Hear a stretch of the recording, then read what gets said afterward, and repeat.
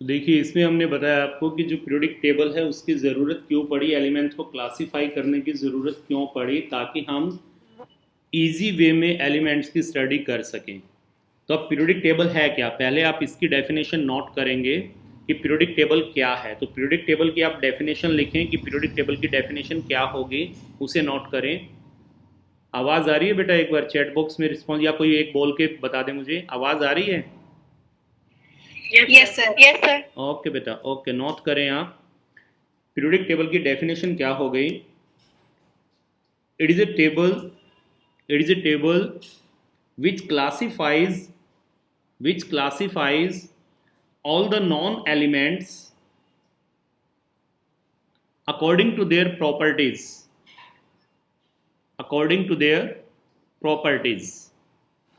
अगर शॉर्ट में लिखें तो इतनी डेफिनेशन सफिशियंट है।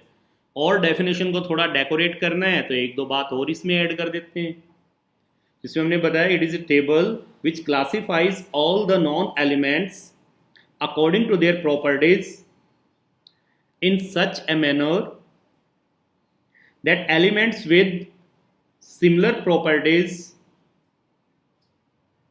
are arranged or grouped together in the same vertical column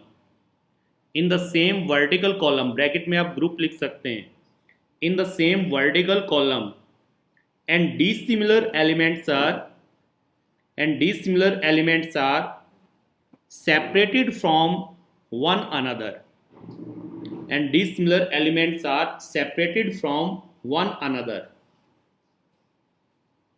clear? अब देखिए एक टर्म और लेके चलते हैं यहाँ पे, what is periodicity of properties. देखिए यहाँ पर आप जैसे देख रहे हैं ना कि ये मैं कहूँ lithium, sodium, potassium, rubidium, caesium, francium, इनकी प्रॉपर्टीज एक जैसी है तो इनको एक ग्रुप में रख दिया गया है। Beryllium, magnesium, calcium, strontium, barium, radium, इनकी प्रॉपर्टीज एक जैसी एक ग्रुप में रख दिया गया है। इनकी प्रॉपर्टी इनसे कुछ अलग है तो इनको अलग अलग ग्रुप में रख दिया गया।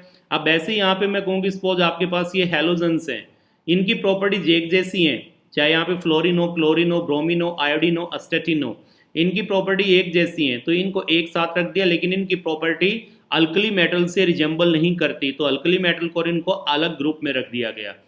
तो पीरियोडिक टेबल जो एक टेबल है जिसमें एलिमेंट्स को क्लासिफाई किया गया उनकी प्रॉपर्टीज के बेस पे, जिनकी प्रॉपर्टी एक जैसी है उन एलिमेंट्स को एक कॉलम के अंदर पोजीशन दे दी गई, और प्रॉपर्टी जिनकी मैच नहीं करती उनको सेपरेट कॉलम में रख दिया गया। ये वाला बना गया पीरियोडिक टेबल के अंदर। अब यहाँ पे अगर हम देखते हैं कि सपोज, अब ये आपको पता है कि मॉडर्न पीरियोडिक टेबल जो बना था, मेंडलीव कहाँ पर मार खा गया था? मेंडलीव ने ये कहा था कि जो ये इनकी प्रॉपर्टीज है, पीरियोडिसिटी इन प्रॉपर्टीज जो किस पे डिपेंड करती है, वो एक फंक्शन है एटॉमिक वेट का। लेकिन बाद में मॉडर्न में बताया गया कि एटॉमिक नंबर के बेस पे बना है ये। अगर आप लेफ्ट टू राइट जाएंगे तो ये देखिए एटॉमिक नंबर एक एक करके इंक्रीज करता जा रहा है। जैसे हाइड्रोजन से स्टार्ट करें 1, यहाँ 2, 3, 4, 5, 6, 7, 8, 9, 10, 11, 12, 13, 14, 15, 16, 17, 18, 19, 20, ये देखिए एटॉमिक नंबर इंक्रीज करता जा रहा है।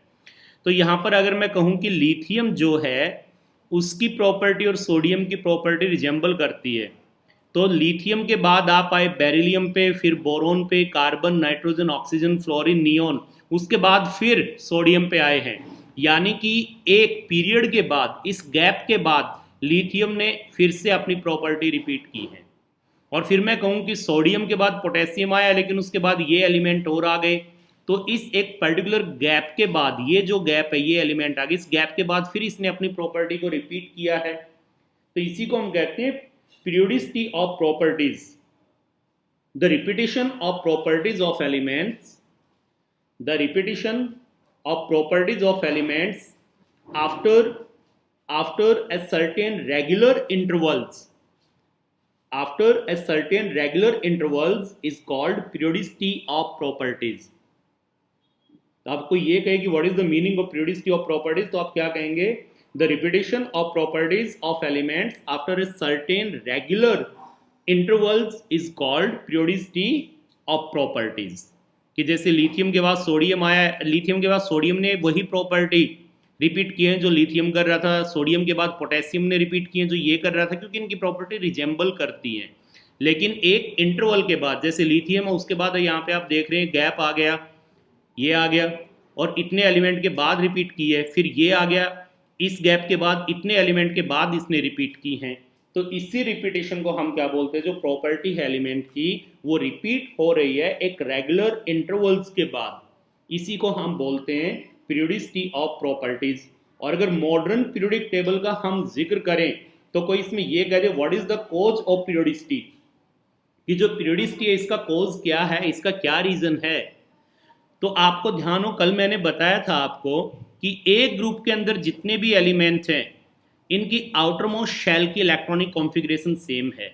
जैसे मैं यहाँ अल्कली मेटल का जिक्र करता हूँ, ध्यान रहे यहाँ हाइड्रोजन को मैं अल्कली मेटल नहीं कह रहा हूँ, अल्कली मेटल लिथियम से स्टार्ट होंगे। अगर लिथियम से फ्रेंसियम तक मैं जाऊं तो इनकी बाहर वाली शेल की, आउटर मोस्ट शेल की इलेक्ट्रॉनिक कॉन्फ़िगरेशन सेम है, और वो क्या रहेगी, NS1। कल मैंने बताया था N is the outermost shell, S is the सब shell of the outermost shell, और 1 जो लिखा है वो इसमें इलेक्ट्रॉन है। तो आप लिथियम की इलेक्ट्रॉनिक कॉन्फ़िगरेशन लिखेंगे तो 2s1 आएगी लास्ट वाली शेल की, इसकी 3s1, इसकी 4s1।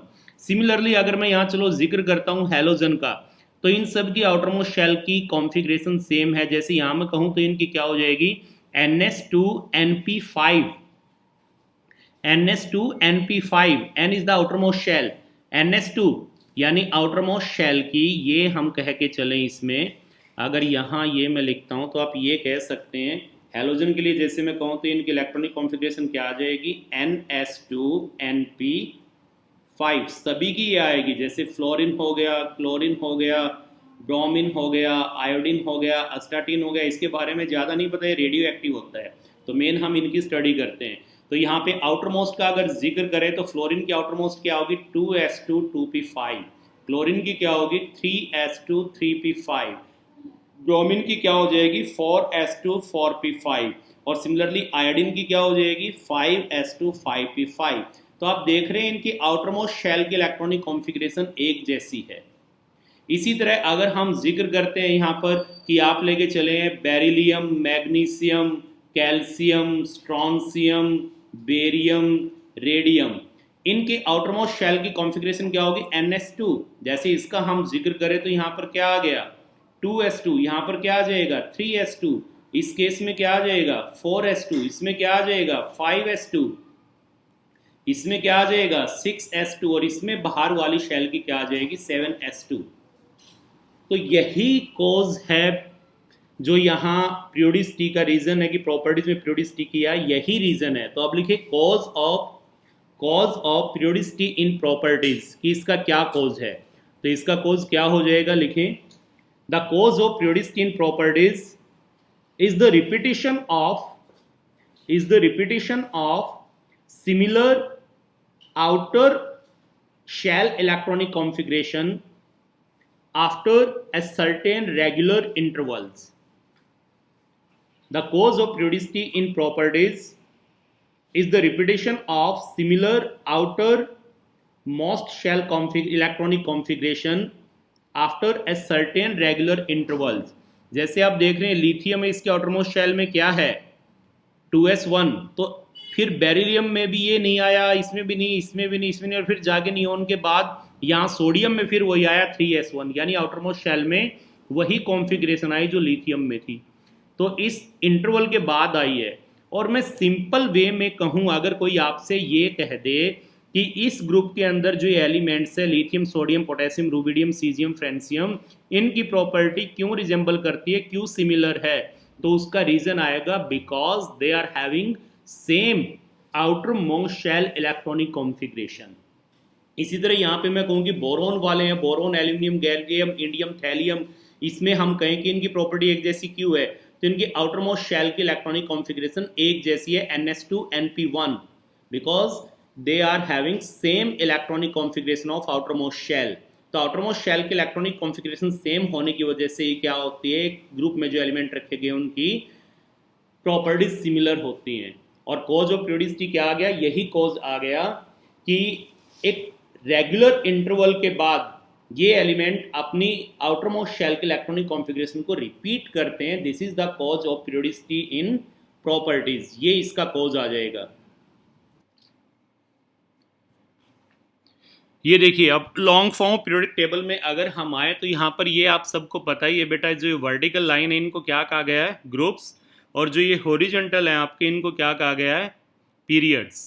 तो यहाँ पे आप देख रहे हैं कितने आपके पास ये पीरियड्स हो गए हैं, ये अगर आप यहाँ पर देख रहे हैं तो ये 7 आ गए हैं। अगर ग्रुप का हम जिक्र करें तो यहाँ लिया गया आपके 1 से लेकर के 18 तक यहाँ पर लिया गया है। और अगर इनको भी इंक्लूड करें, ये देखिए अगर इनको इंक्लूड करें तो मैं ये कह सकता हूँ कि 14 यहाँ भी हैं, और टोटल जो कॉलम है वो मैं कह सकता हूँ 32 हैं। टोटल कॉलम 18 तो ये आ गए मेन बॉडी के अंदर, और बॉटम में रखे इसके कॉलम काउंट करें तो 14 ये हैं यहाँ पर। तो 18 + 14 32 कॉलम में यहाँ पर ये कह सकते हैं इनको इंक्लूड करके अगर मैं चलता हूँ तो इन कॉलम्स को।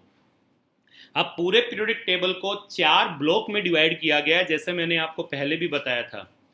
S block elements, P block elements, D block elements और एफ ब्लॉक एलिमेंट्स।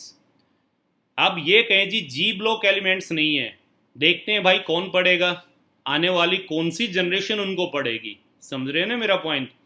अभी तक केवल एफ तक ही डिस्कवर हुए हैं, तो इसलिए एफ ब्लॉक तक दिए गए हैं। तो ये एफ ब्लॉक के हैं मॉडर्न पीरियोडिक टेबल के। इसकी जो जनरल अगर कहें, लिमिटेशन जनरल अगर हम कहें तो एक तो देखिए इसमें ये दिखाई दे रहा ना हाइड्रोजन, इसकी प्रॉब्लम है हाइड्रोजन की जो यहाँ पर है, इसकी जो पोजीशन है हाइड्रोजन की, ये अभी तक बेटा कंट्रोवर्शियल है। और दूसरा यहाँ पर जो ये नीचे निकाल दिए गए हैं एफ ब्लॉक एलिमेंट्स, इनको इस मेन बॉडी में जगह नहीं मिली है, इनको बॉटम में अलग से रख दिया गया है। तो एक बार हल्का सा आपको बता दूं एस ब्लॉक एलिमेंट्स क्या हैं, जिनमें लास्ट इलेक्ट्रॉन किस में एंटर करेगा, आउटरमोस्ट शेल की एस सब शेल में। अब एस के अंदर क्योंकि आपको पता है एक ही ऑर्बिटल है और उसमें 2 इलेक्ट्रॉन आ सकते हैं, तो एस ब्लॉक में केवल 2 ही ग्रुप होंगे। पी में अगर हम ग्रुप होंगे, पी में अगर हम देखते हैं तो देखिए 13 to 18 जो हम आए हैं यहाँ पर, पी ब्लॉक एलिमेंट्स क्या होंगे, वो एलिमेंट्स जिनके अंदर लास्ट इलेक्ट्रॉन आउटरमोस्ट शेल की पी सब शेल में एंटर करेगा। और यहाँ मैंने आपको बताया था हीलियम जो है ये एक्सेप्शन है, पहले ही मैंने बता चुका था आपको कि इसकी आउटरमोस्ट शेल जो है उसमें एस में इलेक्ट्रॉन जा रहा है, लेकिन यहाँ क्यों रखा है, क्योंकि इसकी आउटरमोस्ट शेल फील्ड है, उसमें 2 इलेक्ट्रॉन है मैक्सिमम, इसलिए इसको नोबल गैस के साथ रखा गया है। अब पी सब शेल में मैक्सिमम 3 ऑर्बिटल, और 3 ऑर्बिटल में मैक्सिमम 6 इलेक्ट्रॉन आ सकते हैं। तो पी ब्लॉक में ये देखिए जो वर्टिकल कॉलम है आपके पास वो 6 हैं। तो ये हो गए एस ब्लॉक एलिमेंट्स, ये हो गए पी ब्लॉक एलिमेंट्स, दोनों को मिलाकर के हम बोलते हैं रिप्रेजेंटेटिव एलिमेंट्स।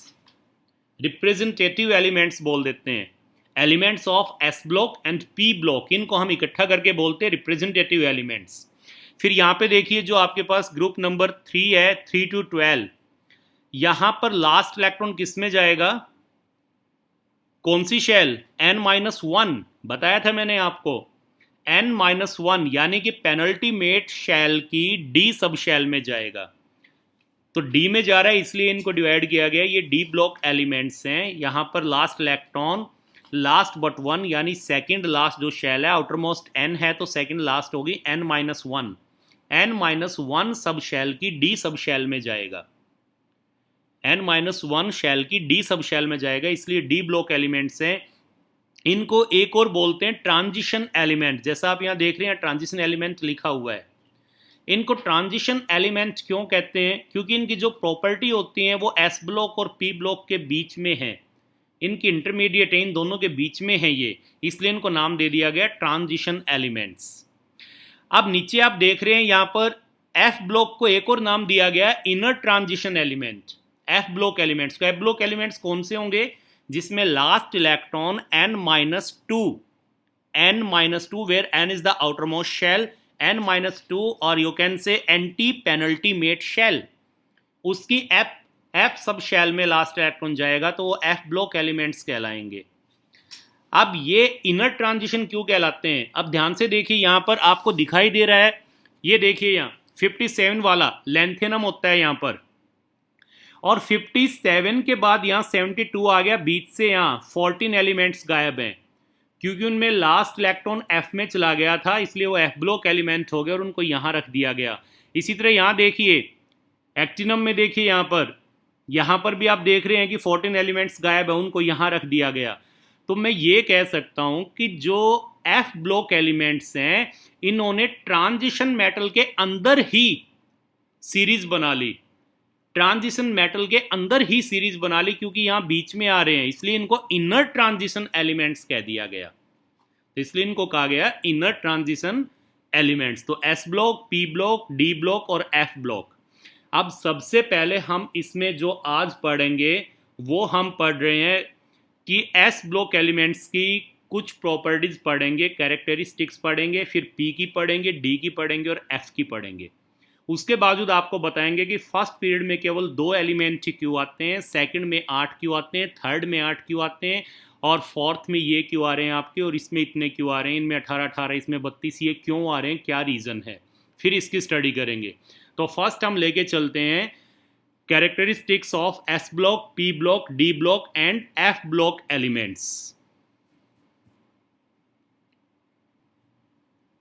स्टार्ट करिए। General characteristics of S block elements. तो सबसे पहले हम लेके चलेंगे एस ब्लॉक एलिमेंट्स का। जैसे कि हमने आपको बताया है कि एस ब्लॉक एलिमेंट्स जो है ये वाला है, इसमें 2 ग्रुप आपके आए हुए हैं, ये वाला अल्कली मेटल वाला और अल्कलाइन अर्थ मेटल वाला। दोनों की स्टडी आपके सिलेबस में, इनको क्यू अल्कली, इसको क्यू अल्कलाइन कहते हैं, ये 2, और यहाँ से भी ये वाले आपके बोरोन कार्बन, ये फैमिली, ये जो ग्रुप हैं ये हम पढ़ेंगे। इनके एस और पी ग्रुप में डिटेल स्टडी आएगी। तो देखिए वो एस और पी ब्लॉक एक चैप्टर आएगा आपका एस पी ब्लॉक एलिमेंट्स करके। वो चैप्टर जिस बच्चे ने पीरियोडिसिटी और नेक्स्ट चैप्टर केमिकल बॉन्डिंग कर लिया, उसके लिए वो चैप्टर कुछ भी नहीं है, खुद बैठ के भी कर सकता है, इसी से रिलेटेड है वो। तो एस ब्लॉक एलिमेंट्स से इसमें 2 ग्रुप आपके पास आ गए। ये कौन सा आ गया, अल्कली मेटल्स, ये कौन सा आ गया, अल्कलाइन अर्थ मेटल्स। इसकी outer most electronic configuration NS1, इसकी NS2। और अगर हम जिक्र करें, ये कह सकते हैं what is the general outer shell electronic configuration of S block elements, तो उसके लिए हम क्या लिखेंगे, एस ब्लॉक एलिमेंट के लिए ये वाली कॉन्फ़िगरेशन आ जाएगी, general outer most electronic configuration. ये पूछ लेते हैं बेटा, तो इसकी आ जाएगी, आप लिखेंगे NS1 to 2। ये एस ब्लॉक एलिमेंट्स की general outer shell electronic configuration है एस ब्लॉक एलिमेंट्स की। यहाँ 1 2 क्या है, ये आपको पता ही है कि 1 किस में आएगा, अल्कली मेटल में, 2 किस में आएगा, अल्कलाइन अर्थ मेटल में। तो एस ब्लॉक एलिमेंट्स तो दोनों ही हैं, तो इनकी जनरल इलेक्ट्रॉनिक कॉन्फ़िगरेशन ये हो जाएगी। और अगर वहाँ पे हम देखते हैं तो n कहाँ से कहाँ वेरी कर रहा है, 2 to 7, n 2 to 7 वेरी कर रहा था। आप देख भी रहे हैं यहाँ पे, जैसे बेरियम, मैंने अल्कलाइन अर्थ मेटल लिखा है, बेरिलियम टू रेडियम, तो n की वैल्यू यहाँ इसमें देखते हैं, बेरिलियम में 2 है आउटर मोस्ट शेल की, और रेडियम में हम देखें तो 7 है। तो n कहाँ से कहाँ वेरी कर गया, 2 to 7 वेरी कर गया। अब इनकी कैरेक्टरिस्टिक्स लिखना स्टार्ट करें आप। फर्स्ट लिखें, फर्स्ट जो इनकी कैरेक्टरिस्टिक है वो लिखें, they are soft metals, metals हैं ये। तो फर्स्ट इसमें आप लिखेंगे they are soft metals having low melting and boiling points, having low melting and boiling points. अब देखिए बेटा, अगर आपके पास कोई मेटल है, मान लो एक मेटल आपके पास ये है और एक मेटल का एटम आपके पास ये है, जैसे मैं ये कह दूं ये है, तो एक चीज याद रखना कि कोई मेटल कब सॉफ्ट होगा, कब उसका मेल्टिंग बॉइलिंग पॉइंट कम और ज़्यादा होगा, वो सारा डिपेंड करता है। सपोज मैंने ये कह दिया कि आपके पास ये कोई सोडियम का टुकड़ा है, तो इस सोडियम के टुकड़े में ये क्या होंगे, सोडियम के एटम होंगे, ऑब्वियसली ये सोडियम के एटम होंगे ना उसके अंदर, और ये एटम्स एक दूसरे से हेल्ड हैं। अब ये एटम एक दूसरे से जिस फोर्स से बंधे हुए हैं उसी को क्या नाम दिया है हमने सिंपल लैंग्वेज में, मेटालिक बॉन्ड। यानी इन एटम्स के बीच में क्या है, मेटालिक बॉन्ड। बॉन्ड का लिटरली मीनिंग क्या होता है, बॉन्ड का मतलब क्या होगा, बॉन्ड हम जनरली ये नहीं है कि किसी चीज़ को हमने लठ उठा करके और उनसे जोड़ रखा और उनसे बांध रखे हैं, ऐसा नहीं है। यहाँ बॉन्ड का लिटरली मीनिंग क्या आएगा बेटा, बॉन्ड का यहाँ पे सिंपल सा मीनिंग होता है फोर्स ऑफ अट्रैक्शन। हम जैसे ये नहीं बोल देते हैं कई बार कि ये बच्चा इसकी अपने पेरेंट्स के साथ बॉन्डिंग बहुत अच्छी है, तो बॉन्डिंग का मतलब यानी उनका इंटरेक्शन अट्रैक्शन बहुत अच्छा है, उसको हम कह देते हैं कि उनकी बॉन्डिंग अच्छी है। तो यहाँ पर जो जैसे हमने सिंपल सा एग्जांपल लिया कि सपोज आपके पास एक सोडियम का टुकड़ा है, तो उस सोडियम के टुकड़े में क्या होगा, आपके पास सोडियम के एटम्स होंगे, और जो सोडियम के एटम्स होंगे उसके अंदर वो एटम्स एक दूसरे से किसी फोर्स से बंधे हुए हैं। जैसे यहाँ पे आप देख रहे हैं कि एक एटम ये और एक एटम ये, इनके बीच में कोई तो फोर्स ऑफ अट्रैक्शन है, तभी तो ये हेल्ड है। और वो फोर्स ऑफ अट्रैक्शन हमने क्या कहा यहाँ पर, क्या है, मेटालिक बॉन्ड। मेटालिक बॉन्ड जितना स्ट्रांग होगा उतना ही इन एटम्स को दूर करना मुश्किल होगा। और आपको पता है जब मेटल को मेल्ट करेंगे या इसका लिक्विड बनेगा, उसको हम बॉयल करेंगे, तो आपको ये तो फैक्ट ही है कि सॉलिड में ये कंडीशन है, लिक्विड होगी तो ये कंडीशन हो जाएगी, और गैस होगी तो ये कंडीशन हो जाएगी।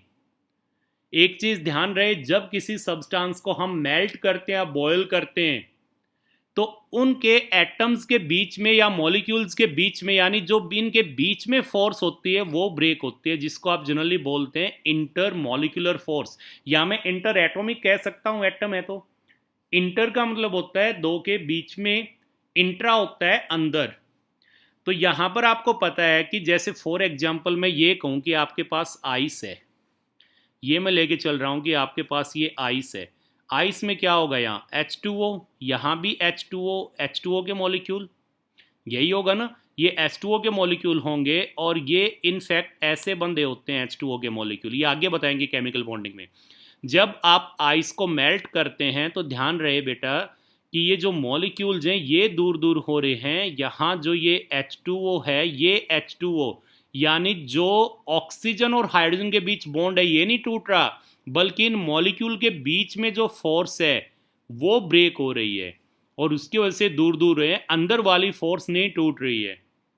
अब जैसे ये आइस है आपके पास, ये आपके पास यहाँ पर क्या बन गया, लिक्विड बन गया, आपने इसको बॉयल किया तो यहाँ फिर से ये मॉलिक्यूल दूर दूर चले जाएंगे, इसके अंदर ये ऑक्सीजन हाइड्रोजन से बंधा हुआ है, ये ऑक्सीजन हाइड्रोजन से बंधा हुआ है, यही कंडीशन इसमें और यही इसमें।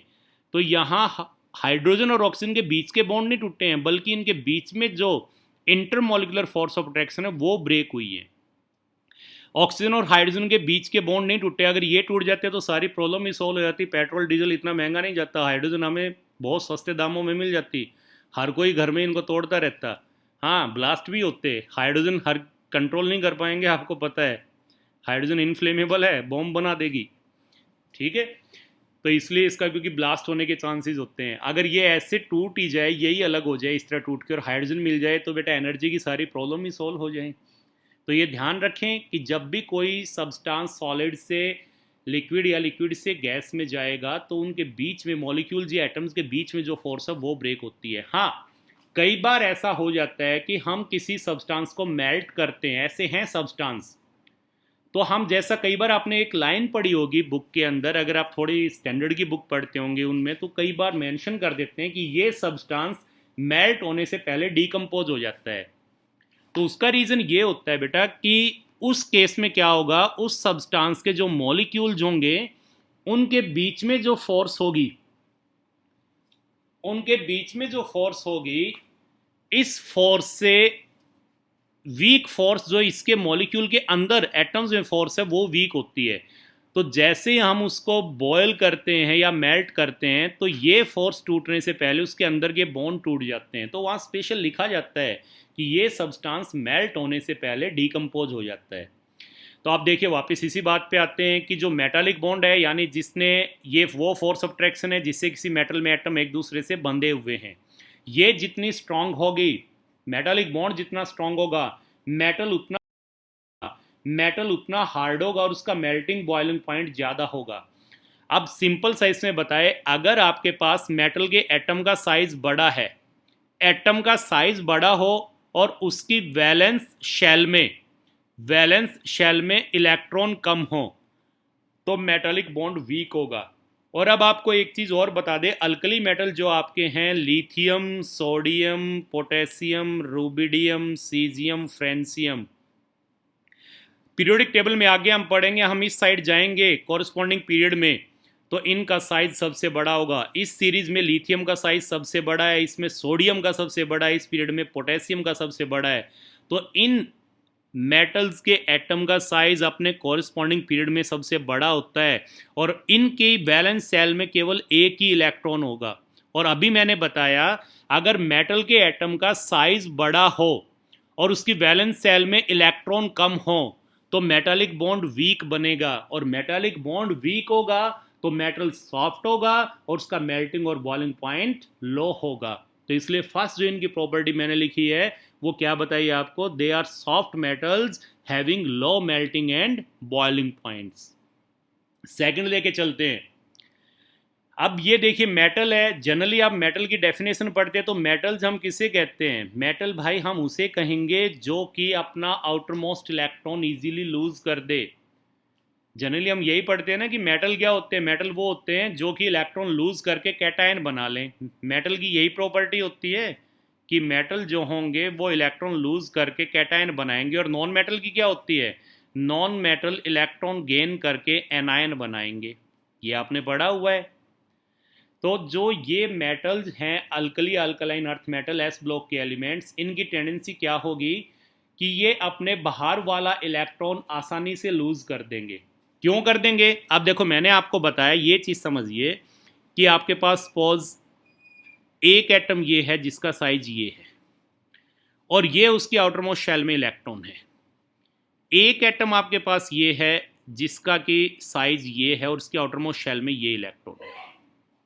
अब आपको ये पता है अगर एटम का साइज स्मॉल है तो उसका आउटर मोस्ट इलेक्ट्रॉन उसके न्यूक्लियस के क्लोज होगा और इसमें फोर्स ऑफ अट्रैक्शन ज़्यादा होगी। यहाँ दूर होने की वजह से फोर्स ऑफ अट्रैक्शन कम होगी। तो जितना एटम का साइज बड़ा होगा उसकी आउटर मोस्ट शेल का इलेक्ट्रॉन उसके न्यूक्लियस से टाइटली हेल्ड नहीं होगा, और अगर उसका इलेक्ट्रॉन टाइटली हेल्ड नहीं होगा तो उसको हम इजीली थोड़ी सी एनर्जी दे के बाहर निकाल सकते हैं। अभी मैंने आपको बताया कि अल्कली मेटल का साइज बड़ा होता है, कॉरस्पॉन्डिंग पीरियड में सबसे बड़ा साइज है। इनका साइज बड़ा है तो इनके आउटर मोस्ट इलेक्ट्रॉन को इजीली निकाल सकते हैं। अल्कली मेटल का आउटर मोस्ट इलेक्ट्रॉन एक है और अगर बेरिलियम वाला ग्रुप लें तो उसके आउटर मोस्ट इलेक्ट्रॉन दो हैं। तो अल्कली मेटल जो हैं ये एस ब्लॉक में, इनकी टेंडेंसी होगी अपना आउटर मोस्ट शेल का इलेक्ट्रॉन जल्दी से निकाल दें, और जल्दी से इलेक्ट्रॉन निकालेंगे तो क्या बनाएंगे, यूनिपॉजिटिव आयन। एक इलेक्ट्रॉन निकलेगा तो एक पॉजिटिव चार्ज आएगा। और जो बेरिलियम वाले हैं, बेरिलियम, मैग्नीशियम, इससे नेक्स्ट वाले कैल्शियम, स्ट्रोंशियम, बेरियम और रेडियम, इनके आउटर मोस्ट शेल में दो इलेक्ट्रॉन, ये दो निकाल के क्या बनाएंगे, डाई पॉजिटिव कैटायन, ये बना देंगे। तो हम नेक्स्ट प्रॉपर्टी ये लिख सकते हैं कि S block elements lose the outermost shell electron easily to form +1 यानी यूनिपॉजिटिव और +2 यानी डाई पॉजिटिव आयन, ये हम लिख सकते हैं। थर्ड हम कह सकते हैं कि इनकी आयनाइजेशन एनर्जी जो होगी, आयनाइजेशन एनर्जी इनकी लो होती है। इनकी आयनाइजेशन एनर्जी लो होती है। आयनाइजेशन में यहाँ एस भी लिख देते हैं बेटा, जेड भी लिखा मिल जाएगा आपको, आयोनाइजेशन ये भी लिख देते हैं। इनकी आयनाइजेशन एनर्जी लो होगी। आयनाइजेशन एनर्जी क्या है, अभी मैंने आपको बताया कि सपोज आपके पास यहाँ पर ये कोई एटम है और ये इसका आउटर मोस्ट शेल में इलेक्ट्रॉन है। इस इलेक्ट्रॉन को हम बाहर निकालना चाहते हैं तो इस इलेक्ट्रॉन पे इस न्यूक्लियस का कोई फोर्स ऑफ अट्रैक्शन होगा, क्योंकि इलेक्ट्रॉन नेगेटिवली चार्ज्ड है और न्यूक्लियस पॉजिटिवली चार्ज्ड है। न्यूक्लियस पॉजिटिवली चार्ज क्यों है, क्योंकि इसमें प्रोटॉन है। तो इस इलेक्ट्रॉन को बाहर निकालने के लिए हमें एनर्जी देनी पड़ेगी, और वो एनर्जी इतनी हो जो इस इलेक्ट्रॉन और इस न्यूक्लियस के बीच जो फोर्स ऑफ अट्रैक्शन है उसको ब्रेक कर दे। तो जितनी फोर्स ऑफ अट्रैक्शन कम होगी उतनी एनर्जी कम देनी पड़ेगी, यानी इलेक्ट्रॉन को निकालना आसान होगा। और जितना फोर्स ऑफ अट्रैक्शन ज़्यादा होगा इनके बीच में उतनी एनर्जी ज़्यादा देनी पड़ेगी और इलेक्ट्रॉन को निकालना मुश्किल होगा। इस इलेक्ट्रॉन को बाहर निकालने के लिए जो एनर्जी दे रहे हैं उसी को आयनाइजेशन एनर्जी कहते हैं। एग्जैक्ट डेफिनेशन क्या है क्या नहीं, किस तरह से और इसको हम डेफिनेशन को थोड़ा डेकोरेट करें, वो आगे टॉपिक आएगा आयनाइजेशन एनर्जी, वहाँ पे बताएंगे। यहाँ केवल आप इतना समझें कि एटम का जो आउटर मोस्ट इलेक्ट्रॉन है उसको बाहर निकालने के लिए जो एनर्जी दी जाती है उसे आयनाइजेशन एनर्जी कहते हैं। अब अगर एटम, एक तो ये एटम है आपके पास कि ये इसका आउटर मोस्ट इलेक्ट्रॉन है और एक एटम आपके पास ये है सपोज, और ये इसका आउटर मोस्ट इलेक्ट्रॉन है। जितना एटम का साइज बड़ा होगा उतना ही उसका आउटर मोस्ट शेल का इलेक्ट्रॉन न्यूक्लियस से दूर होगा और उसको बाहर निकालने के लिए एनर्जी कम देनी पड़ेगी। अभी मैंने आपको बताया अल्कली मेटल या अल्कलाइन अर्थ मेटल है, इनका साइज बड़ा होता है। साइज बड़ा होगा तो इनके एटम में जो आउटर मोस्ट शेल वाला इलेक्ट्रॉन हो वो न्यूक्लियस से दूर होगा, यानी न्यूक्लियस से ज़्यादा टाइटली हेल्ड नहीं होगा, और उसको बाहर निकालने के लिए जो एनर्जी देंगे दैट इज आयनाइज एनर्जी वो कम होगी, तो इनकी आयनाइजेशन एनर्जी कम होती है। क्लियर। अब देखिए एक चीज और ध्यान रखिए, सिंपल सा आपको बताऊं, यहाँ प्रॉपर्टीज में यूज आएगा। आप लेफ्ट टू राइट जाएंगे ना, सिर्फ इतना याद रखें, जैसे आपके पास मैं ये कह दूं कि यहाँ पे आपके पास लिथियम है, लिथियम के बाद क्या आ गया, बोरॉन, फिर कार्बन, फिर नाइट्रोजन, ऑक्सीजन, फ्लोरीन, ये आप जा रहे हैं इस तरफ। अगर लिथियम के बाद बेरिलियम आ गया, फिर boron, carbon, nitrogen, oxygen, fluorine. आप इस साइड अगर जाएंगे तो एटम का जो साइज होगा वो साइज आपका डिक्रीज करता चला जाएगा। लेफ्ट टू राइट एटम का साइज डिक्रीज करेगा। लिथियम के एटम का साइज बड़ा होगा, बेरिलियम का उससे छोटा होगा, बोरोन का उससे छोटा होगा, कार्बन का उससे छोटा होगा। इस साइड साइज डिक्रीज करेगा। और अगर आप टॉप टू बॉटम आते हैं, जैसे मैं कह दूं लिथियम से और फ्रेंसियम की तरफ आ रहे हैं, तो सपोज लिथियम का साइज ये है, तो सोडियम के एटम का ये हो जाएगा, पोटेशियम का ये हो जाएगा, रूबिडियम का ये हो जाएगा, सीजियम का ये हो जाएगा। यानी left to right atomic size generally क्या करता है, डिक्रीज, और टॉप टू बॉटम क्या करेगा, इंक्रीज। ये याद रखना, left to right atomic size क्या कर रहा है, लेफ्ट टू राइट अगर हम जाएंगे पीरियड में तो एटॉमिक साइज क्या करेगा, डिक्रीज। और अगर हम टॉप टू बॉटम आएंगे, ये है लेफ्ट टू राइट जाना अलोंग द पीरियड, तो एटॉमिक साइज डिक्रीज करेगा। ये है टॉप टू बॉटम आना ग्रुप में, तो एटॉमिक साइज क्या करेगा, इंक्रीज। यहां एटॉमिक साइज इंक्रीज कर रहा है। नेक्स्ट हम इसके लिए कह सकते हैं कि जो एस ब्लॉक एलिमेंट्स है ये बहुत रिएक्टिव होते हैं। मेटल की रिएक्टिविटी किस पे डिपेंड करेगी भाई, मेटल क्या होता है, मेटल वही तो होगा जो इलेक्ट्रॉन लूज करके कैटायन बना ले, और जल्दी से इलेक्ट्रॉन कौन लूज करेगा, जिसकी आयनाइजेशन एनर्जी कम हो। और हमने पढ़ा इनकी आयनाइजेशन एनर्जी कम होती है, तो इनकी आयनाइजेशन एनर्जी कम होगी तो इनकी आउटर मोस्ट इलेक्ट्रॉन को लूज करने की टेंडेंसी ज्यादा होगी, और जो जल्दी से इलेक्ट्रॉन्स को लूज कर देते हैं वो रिएक्टिव मेटल्स होते हैं। मेटल की रिएक्टिविटी डिपेंड करती है कि कितनी जल्दी वो इलेक्ट्रॉन लूज करता है आउटर मोस्ट शेल का। तो क्योंकि ये बहुत जल्दी आउटर मोस्ट शेल का इलेक्ट्रॉन लूज कर देते हैं, इनकी आयनाइजेशन एनर्जी कम है। आयनाइजेशन एनर्जी कम क्यों है, क्योंकि इनके एटम का साइज बड़ा है। तो इनके आयनाइजेशन एनर्जी कम होने की वजह से हम ये कह सकते हैं S block elements are very reactive elements, very reactive metals, बहुत रिएक्टिव मेटल्स है ये। और हम अगर डाउन द ग्रुप आएंगे तो इनकी जो रिएक्टिविटी है, या मैं ये कह दूं जो इनका मेटालिक कैरेक्टर है, मेटालिक कैरेक्टर का मतलब इलेक्ट्रॉन लूज करने की टेंडेंसी, जब हम ऊपर से नीचे आएंगे तो टेंडेंसी क्या करती जाएगी। आपको पता है कि जब ऊपर से नीचे आ रहे तो एटम का साइज इंक्रीज करता जा रहा है, और एटम का साइज इंक्रीज करेगा तो आउटर मोस्ट शेल में जो इलेक्ट्रॉन हो न्यूक्लियस से दूर होता जाएगा, यानी उनमें फोर्स ऑफ अट्रैक्शन कम होती जाएगी, यानी उस इलेक्ट्रॉन को निकालने के लिए एनर्जी कम देनी पड़ेगी। तो हम टॉप टू बॉटम जब आएंगे तो एटॉमिक साइज इंक्रीज करने से आयनाइजेशन एनर्जी डिक्रीज करती जाती है, और आयनाइजेशन एनर्जी डिक्रीज होगी तो इनकी इलेक्ट्रॉन लूज करने की टेंडेंसी इंक्रीज होती जाएगी, और इलेक्ट्रॉन लूज करने की टेंडेंसी इंक्रीज होती जाएगी। तो मैं कह सकता हूं इनका इलेक्ट्रोपॉजिटिव कैरेक्टर और यू कैन से मेटालिक कैरेक्टर इंक्रीज होता जाएगा। तो हाईली रिएक्टिव मेटल है, और टॉप टू बॉटम जब आएंगे ऊपर से नीचे तो इनकी मेटालिक रिएक्टिविटी और electropositive character you can say, electropositive character का मतलब यही है कि इलेक्ट्रॉन लूज करके और कैटायन बना लें, यानी मेटालिक कैरेक्टर। तो इनका मेटालिक कैरेक्टर और इलेक्ट्रोपॉजिटिव कैरेक्टर क्या करेगा, इंक्रीज होता चला जाएगा जब हम टॉप टू बॉटम आएंगे। नेक्स्ट इसकी प्रॉपर्टी हम लेकर के चलते हैं कि ये हाईली रिएक्टिव है, और हाईली रिएक्टिव होने की वजह से ये कभी भी नेचर में प्योर फॉर्म में नहीं मिलेंगे, कभी भी प्योर फॉर्म में नहीं मिलेंगे। नेक्स्ट हम ये कह सकते हैं because of their high reactivity they are never found pure in nature. Nature में प्योर फॉर्म में नहीं मिलेंगे, जनरली क्या मिलेंगे, इनके कंपाउंड मिलेंगे। जो जितना ज्यादा रिएक्टिव होगा इसका मतलब वो दूसरे एलिमेंट के साथ जल्दी से रिएक्शन करके कंपाउंड बना लेगा। और अभी आपने पढ़ा था कि हाईली रिएक्टिव होते हैं, और हाईली रिएक्टिव होने की वजह से नेचर में फ्री स्टेट में बहुत कम पाए जाते हैं, प्योर फॉर्म में बहुत कम पाए जाते हैं। तो because of their high reactivity they are never found pure in nature. Next आप ये कह सकते हैं इनकी प्रॉपर्टी। नेक्स्ट इनकी कैरेक्टरिस्टिक्स लिखिए बेटा, कि जो s ब्लॉक एलिमेंट्स होते हैं वो कंपाउंड कैसे बनाएंगे। अब आपको ये पता है, इतना आप 10th में पढ़ चुके हैं बेटा, कि जो इजीली इलेक्ट्रॉन लूज कर दे या गेन कर लें, इजीली इलेक्ट्रॉन दे दें या इजीली इलेक्ट्रॉन ले लें, उनकी टेंडेंसी कैसी होती है, आयनिक बॉन्ड बनाने की होती है।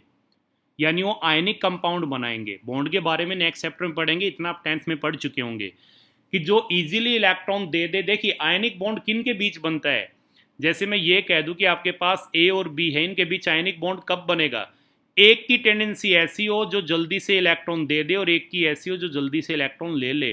तो जो इलेक्ट्रॉन देगा, सपोज ए है, ये एक इलेक्ट्रॉन सपोज दे रहा है, सपोज इसने एक इलेक्ट्रॉन दिया और बी ने जल्दी से एक इलेक्ट्रॉन लिया, तो ये इलेक्ट्रॉन दे करके कैटायन बनाएगा, ये एनायन बनाएगा, और फिर कैटायन और एनायन के बीच क्या एग्जिस्ट कर जाएगी, इलेक्ट्रोस्टैटिक फोर्स ऑफ अट्रैक्शन। इसी को हम क्या कहेंगे, इनके बीच में जो इलेक्ट्रोस्टैटिक फोर्स ऑफ अट्रैक्शन है, इसी को हम कहेंगे आयनिक बॉन्ड। और जो कंपाउंड बना है इसको क्या बोल देंगे हम, आयनिक कंपाउंड। तब ये आपने पढ़ा है कि अल्कली मेटल की टेंडेंसी तो इलेक्ट्रॉन लूज करने की होती है बहुत ज़्यादा, क्योंकि इनकी आयनाइजेशन एनर्जी कम है। तो इसलिए एस ब्लॉक एलिमेंट्स जो होंगे वो जनरली क्या बनाएंगे, आयनिक कंपाउंड बनाते हैं। केवल एक्सेप्शन क्या आएगा, एक्सेप्शन का अगर मैं जिक्र करूं, देखिए एक बार यहाँ आइए, अभी मैंने आपको एक चीज़ बताई थी यहाँ, ये देखिए इसमें मैंने कहा था कि लेफ्ट टू राइट जाएंगे तो साइज क्या करेगा, डिक्रीज, टॉप टू बॉटम क्या करेगा, इंक्रीज। तो मुझे आप बता, इंक्रीज टॉप टू बॉटम क्या करेगा, इंक्रीज।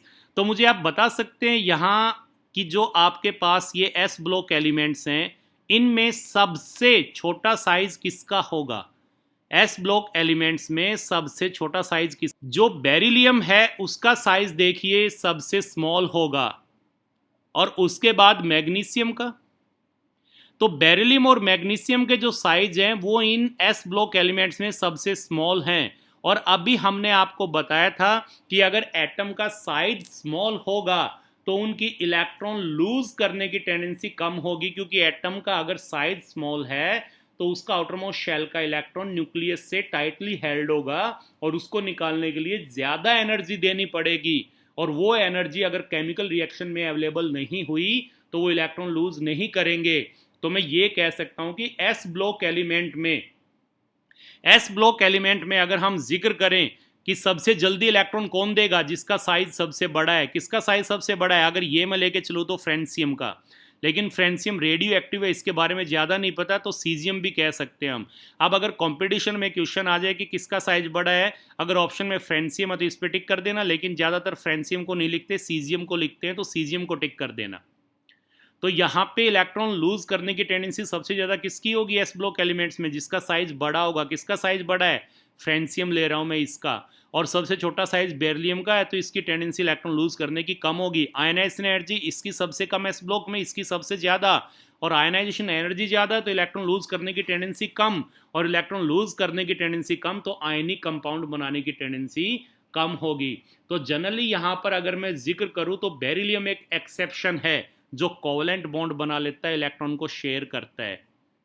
ठीक है ना। देखिए अगर इलेक्ट्रॉन देने की टेंडेंसी ज़्यादा है तो आयनिक बॉन्ड बनाएगा, और अगर देने की टेंडेंसी ज़्यादा नहीं है तो इलेक्ट्रॉन शेयर करेगा, और शेयरिंग से कौन सा बनता है, कोवेलेंट बॉन्ड बनता है।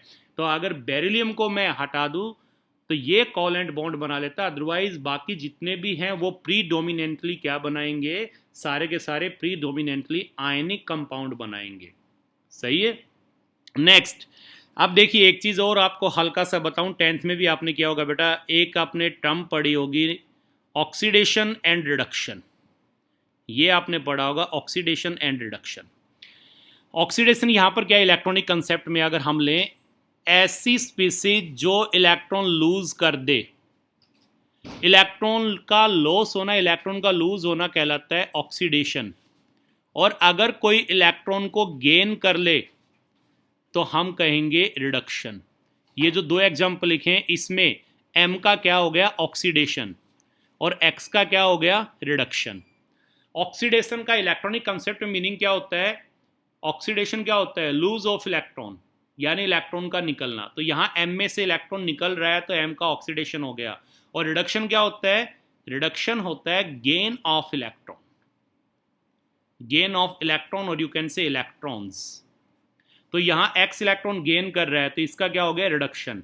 अब एक चीज ध्यान रखना, जिसका ऑक्सीडेशन होगा उसे हम कहेंगे रेड्यूसिंग एजेंट,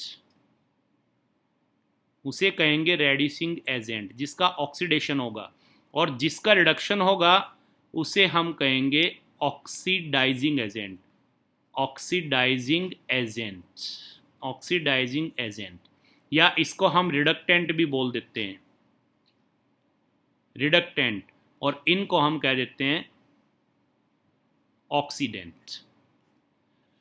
जिसका ऑक्सीडेशन होगा वो रेड्यूसिंग एजेंट कहलाएंगे, और जिसका ऑक्सीडेशन होगा, जिसका रिडक्शन होगा वो ऑक्सीडाइजिंग एजेंट कहलाएंगे, और जिसका ऑक्सीडेशन होगा रेड्यूसिंग एजेंट कहलाएंगे। इनफैक्ट क्या है बेटा, आपने ऐसा 10th में पढ़ा भी होगा कि ऑक्सीडेशन और रिडक्शन जो होते हैं, कभी भी किसी एक स्पीसीज का ऑक्सीडेशन नहीं होगा, किसी का ऑक्सीडेशन तभी होगा जब किसी दूसरी स्पीसीज का रिडक्शन हो। यानी ऑक्सीडेशन रिडक्शन जो है वो हैंड टू हैंड होते हैं, साइड बाय साइड होते हैं। अकेली कोई स्पीसीज ऑक्सीडाइज नहीं होगी जब तक कोई दूसरी स्पीसीज रिड्यूस होने वाली न हो, या मैं ये कह दूं अकेली कोई स्पीसीज रिड्यूस नहीं होगी जब तक कोई दूसरी स्पीसीज ऑक्सीडाइज होने वाली न हो। ऑक्सीडेशन रिडक्शन साथ साथ होते हैं, और जिस रिएक्शन में ऑक्सीडेशन रिडक्शन होता है उन रिएक्शन को हम नाम दे देते हैं रिडॉक्स रिएक्शन।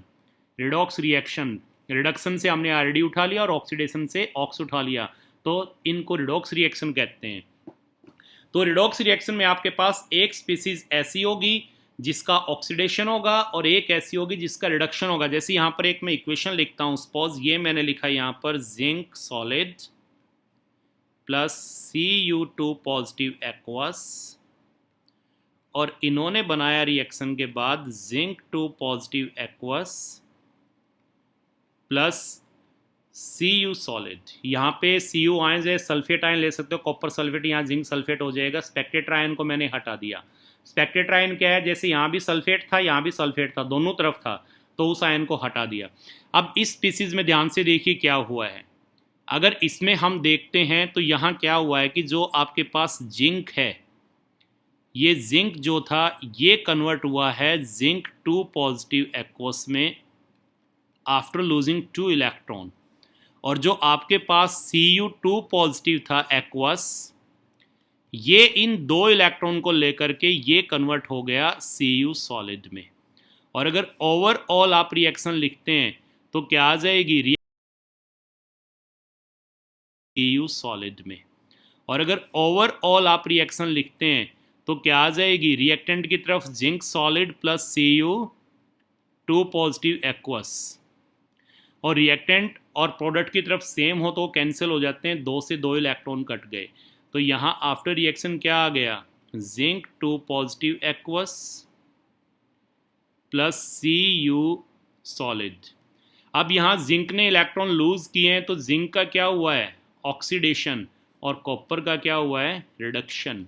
तो यहाँ इस इक्वेशन में मैं कह सकता हूँ कि ये जो आपके पास इक्वेशन लिखी है, यहाँ पर जिंक कन्वर्ट किस में हुआ है, जिंक 2 पॉजिटिव में, तो इसका क्या हो गया, इसका हो गया ऑक्सीडेशन। Cu2 पॉजिटिव गया है Cu में, इसका क्या हो गया, रिडक्शन। और यहाँ पर जिंक का अगर ऑक्सीडेशन हुआ है तो इसको क्या कहूँगा मैं, रेड्यूसिंग एजेंट, और यहाँ इसका रिडक्शन हुआ है तो इसको क्या कहूँगा, ऑक्सीडाइजिंग एजेंट। यहाँ पे इसको कोरिलेट करते हैं। एस ब्लॉक एलिमेंट्स की टेंडेंसी क्या है, इलेक्ट्रॉन लूज करने की, यानी वो ऑक्सीडाइज हो जाएंगे, और जो स्पीसीज ऑक्सीडाइज होती है उसे कहते हैं रेड्यूसिंग एजेंट। तो नेक्स्ट प्रॉपर्टी यही है कि जो एस ब्लॉक एलिमेंट्स है ये स्ट्रॉन्ग रेड्यूसिंग एजेंट होते हैं। स्ट्रॉन्ग क्यों होते हैं, क्योंकि अभी मैंने बताया कि ये बहुत जल्दी इलेक्ट्रॉन लूज कर देते हैं। क्यों जल्दी लूज करते हैं, क्योंकि इनका आयनाइज एनर्जी कम है। आयनाइज एनर्जी कम क्यों है, क्योंकि इनके एटम का साइज बड़ा है। एटम का साइज बड़ा होने से क्या हुआ, आउटर मोस्ट शेल में जो इलेक्ट्रॉन है वो न्यूक्लियस से दूर हो गया, टाइटली हेल्ड नहीं रहा, और उसको बाहर निकालने के लिए एनर्जी कम ही लगेगी। तो इसलिए ये जल्दी से इलेक्ट्रॉन लूज करते हैं, इनका जल्दी से ऑक्सीडेशन हो जाता है, और जल्दी से ऑक्सीडेशन होता है इसलिए क्या है, ये स्ट्रॉन्ग रेड्यूसिंग एजेंट हैं। और मैं ये भी कह सकता हूं इसमें कि अगर हम इसके अंदर ये कहें कि हम अगर इसमें टॉप टू बॉटम आए, यहाँ टॉप टू बॉटम आए, तो इसका साइज बड़ा हो रहा है तो इलेक्ट्रॉन लूज करने की टेंडेंसी बढ़ती जाएगी और रेड्यूसिंग कैरेक्टर बढ़ता जाएगा। हम टॉप टू बॉटम आएंगे तो रेड्यूसिंग कैरेक्टर इंक्रीज करेगा। लेकिन एक मज़ेदार चीज़ आपको बताऊं, एक क्वेश्चन आता है, lithium is the strongest reducing agent, strongest reducing agent. Strongest reducing agent. देखो आ गई ना मजेदार चीज भाई। अगर हम देखते हैं नीचे की तरफ आए, आयनाइज एनर्जी कम कर रही है तो इलेक्ट्रॉन लूज करने की टेंडेंसी ज्यादा होती जाएगी, रेड्यूसिंग कैरेक्टर इंक्रीज करता जाएगा। फिर लिथियम स्ट्रॉन्गेस्ट रेड्यूसिंग एजेंट कैसे हो गया? सॉल्यूशन में क्वेश्चन आता है, बड़ा इंपॉर्टेंट क्वेश्चन है in solution, lithium is the strongest reducing agent. तो इसके बारे में आगे डिस्कस करेंगे, बाद में बताएंगे आपको, ठीक है ना, कि कटप्पा ने बाहुबली को क्यों मारा, ये आपको आगे बताएंगे, अभी यहाँ नहीं घुसते हम इसमें, ठीक है। वैसे डाउन द ग्रुप आएंगे तो रेड्यूसिंग कैरेक्टर इंक्रीज करना चाहिए, but lithium is the strongest reducing agent in solution, ये आगे आपको बताएंगे। तो यहाँ केवल आपको ये लिखना है कि S block elements are strong reducing agent, clear. और फिर और इसका नेक्स्ट लिखिए प्रॉपर्टी, मेटल्स हैं तो ये भी हम लिख सकते हैं, S block elements are good conductor of heat and electricity. S block elements are good conductor of heat and electricity.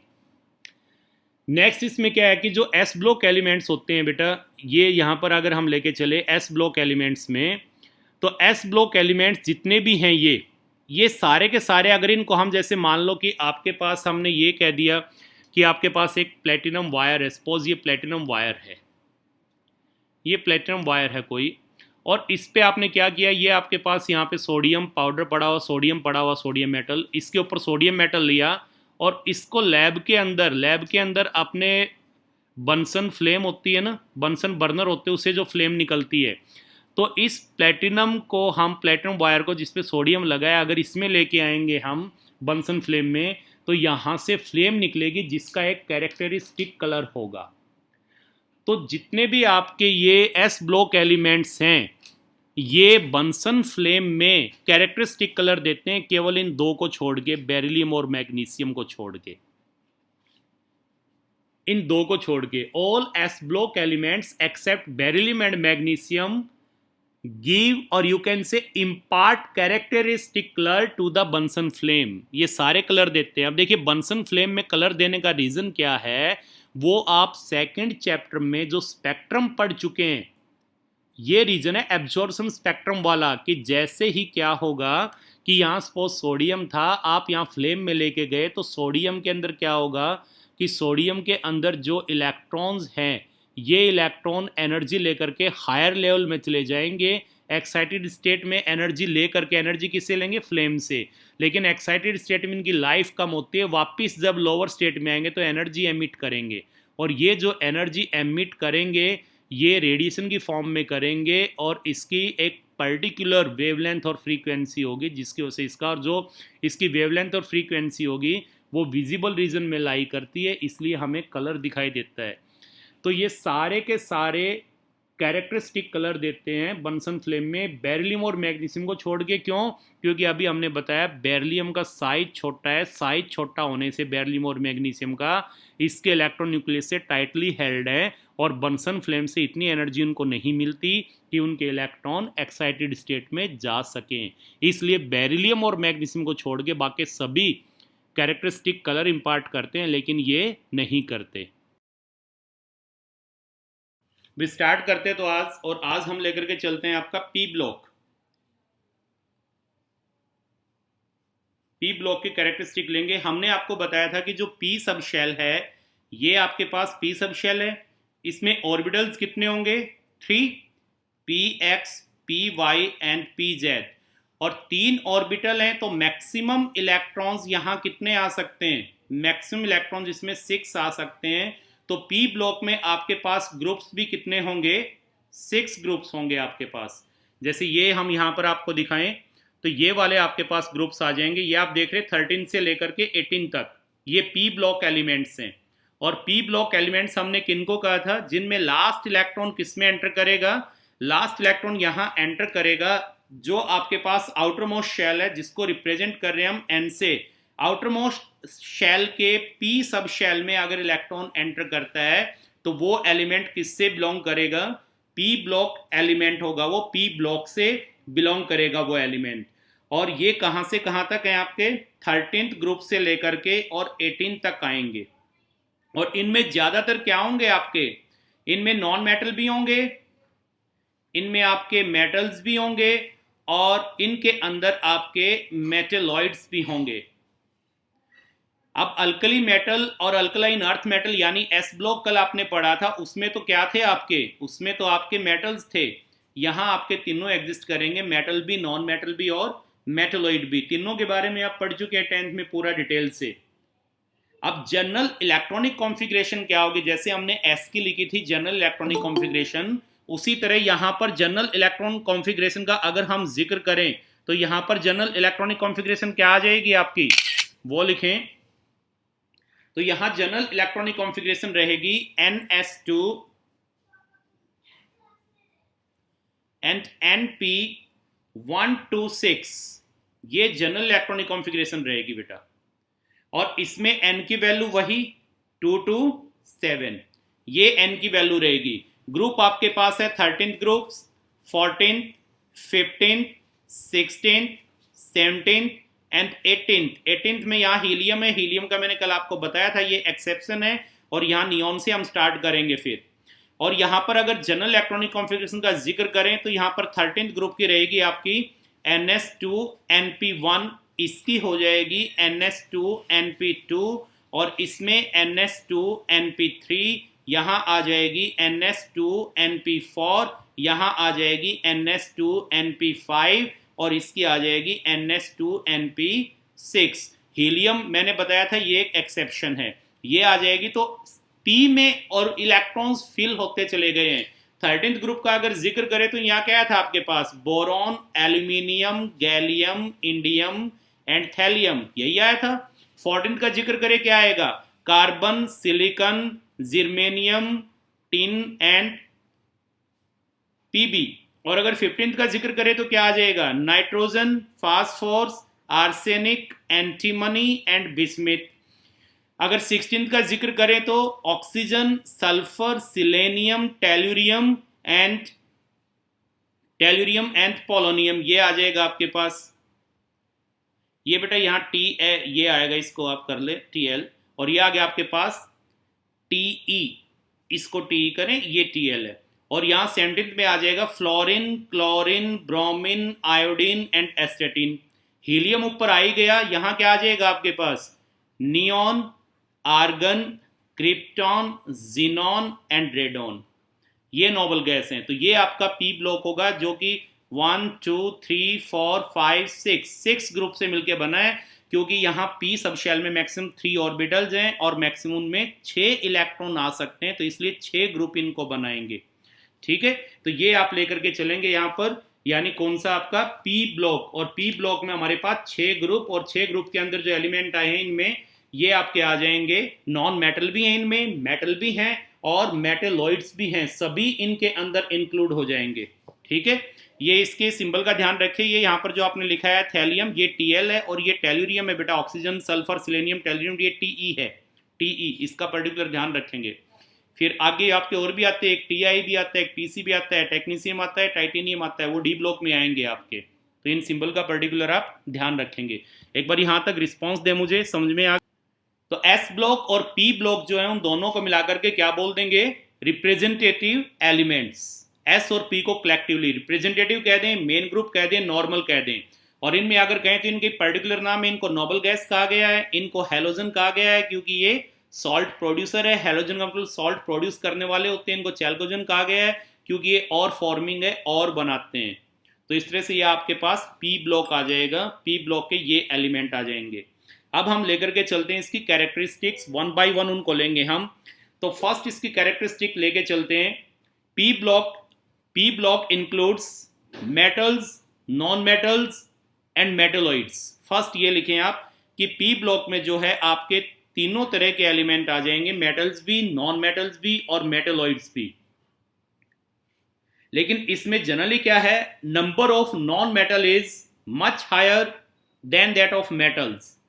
Metal से नॉन मेटल का नंबर ज्यादा होगा यहां पर। अगर आप इसमें डाउन द ग्रुप जाएंगे, अगर हम ये कहें कि इसमें डाउन द ग्रुप जाएंगे, आप किसी भी ग्रुप के अंदर नीचे की तरफ जाएंगे, डाउन द ग्रुप जाएंगे आप किसी भी ग्रुप के अंदर नीचे की तरफ जाएंगे, तो मेटालिक कैरेक्टर बढ़ते हैं, मेटालिक कैरेक्टर बढ़ते हैं। और अगर इस साइड जाएंगे तो नॉन मेटालिक बढ़ते हैं। तो जनरली जो ऊपर वाले हैं वो आपके क्या रहेंगे, यहाँ पर नॉन मेटल रहेंगे, और नीचे वाले जो आप ये देख रहे हैं ये वाले आपके ज़्यादातर क्या रहेंगे, मेटल। लेकिन इस ग्रुप में ज़्यादातर आपके क्या होंगे, नॉन मेटल्स होंगे। और मेटालिक कैरेक्टर का जिक्र करें, नेक्स्ट अगर लिखना चाहे तो एक पॉइंट बना लें, मेटालिक कैरेक्टर और you can say electropositive character increases from top to bottom. अगर हम ऊपर से नीचे की तरफ आएंगे, जैसे इसी में हम लेके चले 13th ग्रुप में, अगर हम बोरोन से और थैलियम की तरफ आएंगे तो मेटालिक कैरेक्टर इंक्रीज करेगा, इसमें भी मेटालिक कैरेक्टर इंक्रीज करेगा, down the group metallic character increase करेगा। When we move from top to bottom along a या in a group, then the metallic character will increase. और नॉन मेटालिक कैरेक्टर जो करेगा वो क्या करेगा, अगर लेफ्ट टू राइट आप जाएंगे, लेफ्ट टू राइट जाएंगे तो नॉन मेटालिक कैरेक्टर इंक्रीज करेगा, ये ध्यान रखें। अगर टॉप टू बॉटम आएंगे, टॉप टू बॉटम का मतलब होता है कि हम वर्टिकल कॉलम में आए, ग्रुप में आए, तो top to bottom metallic character increase, non metallic decrease. और left to right along a period क्या होगा, metallic character decrease and non metallic increase. Clear.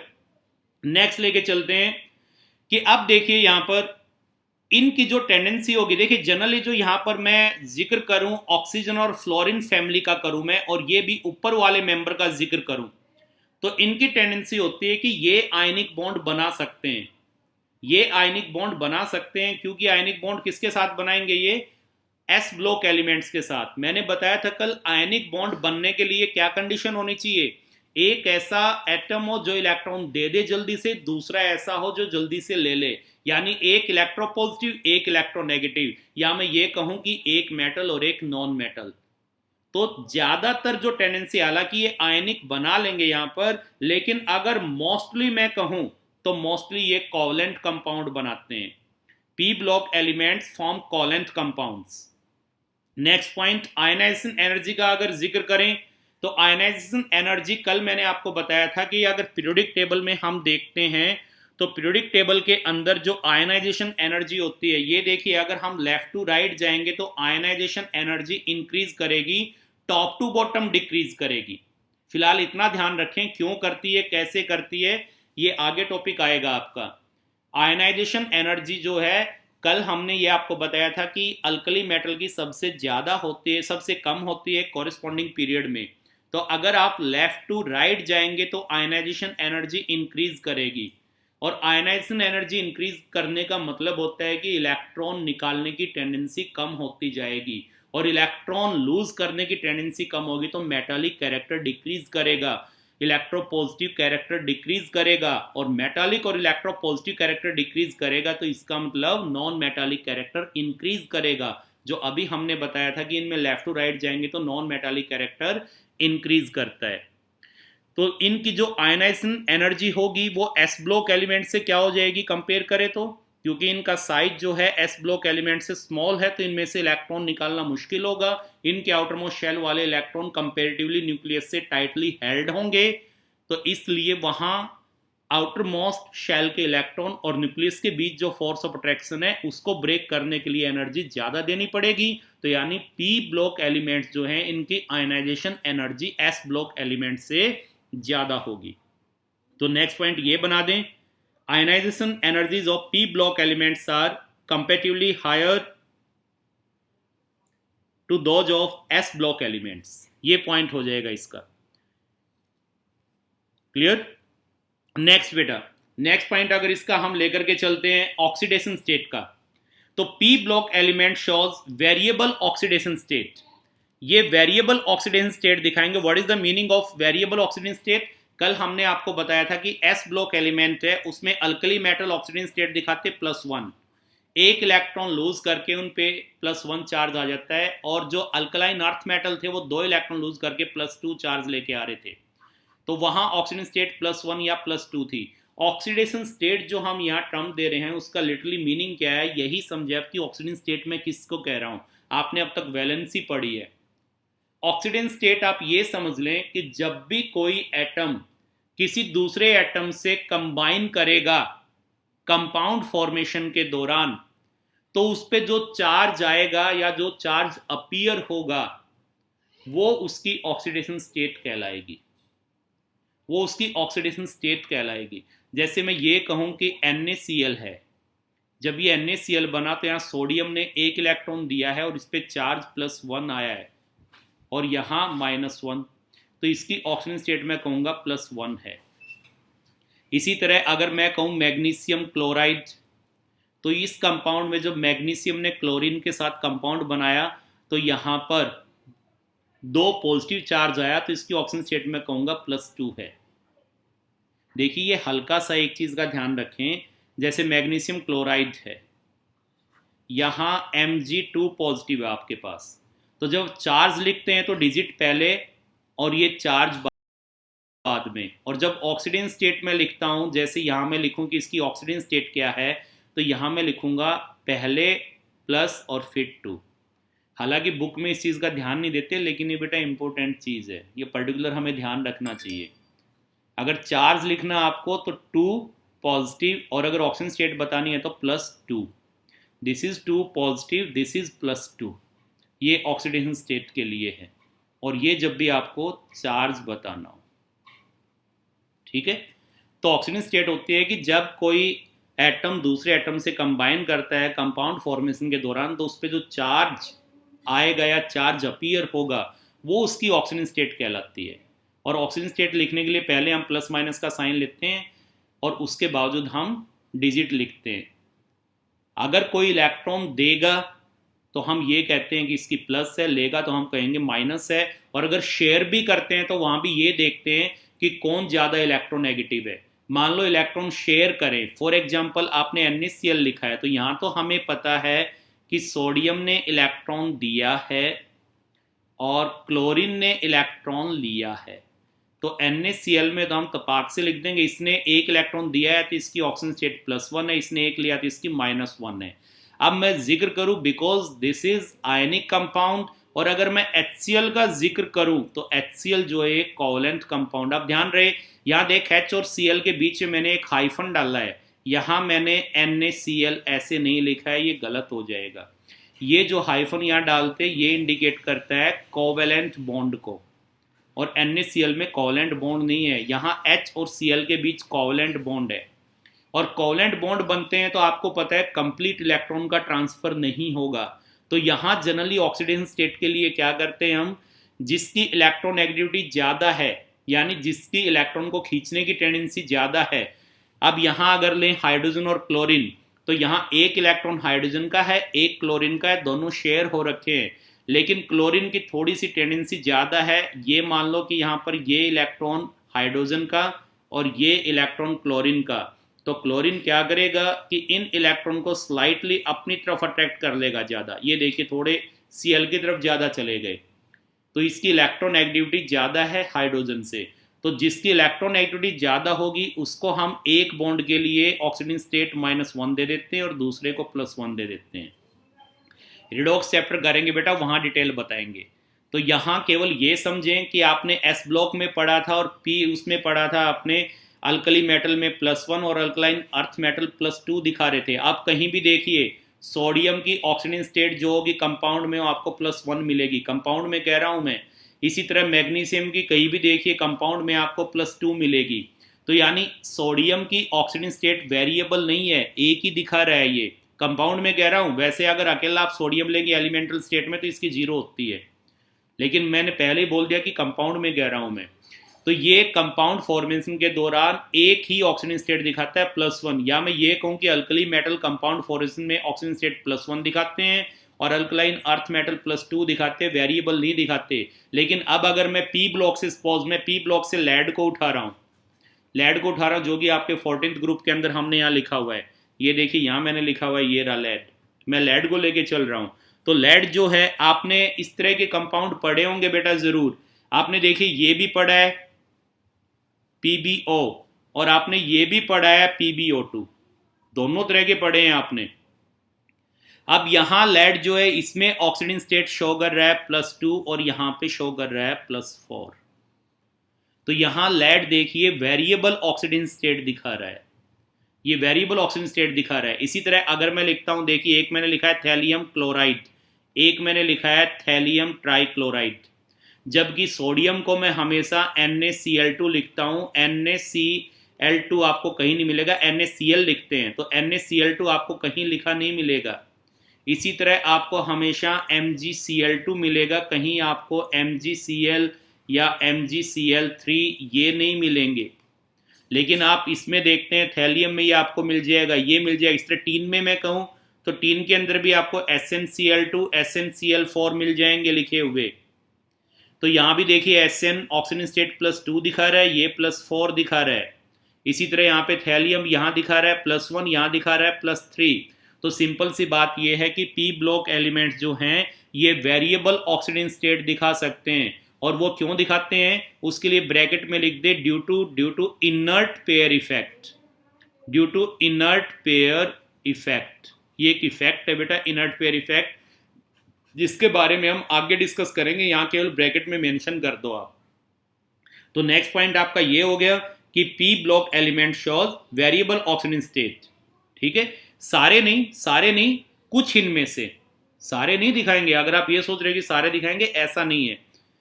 Some of the P block elements, ये लिखे तो बेटर रहेगा।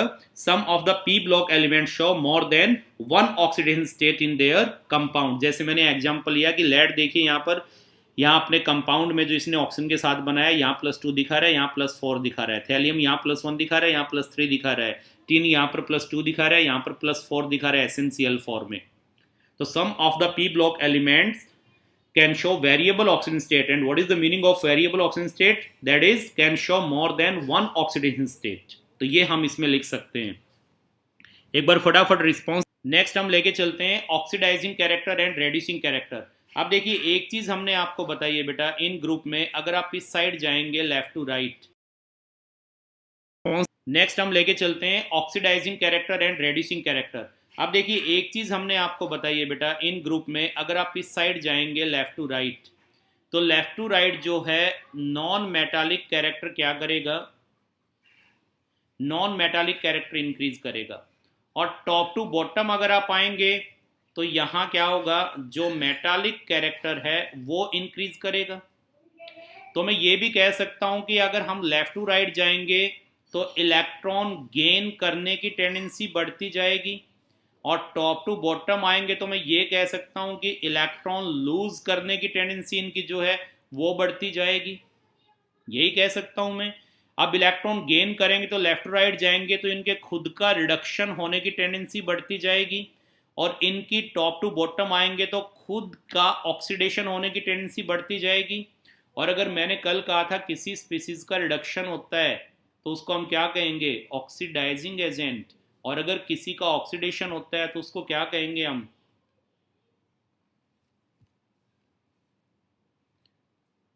Reducing agent.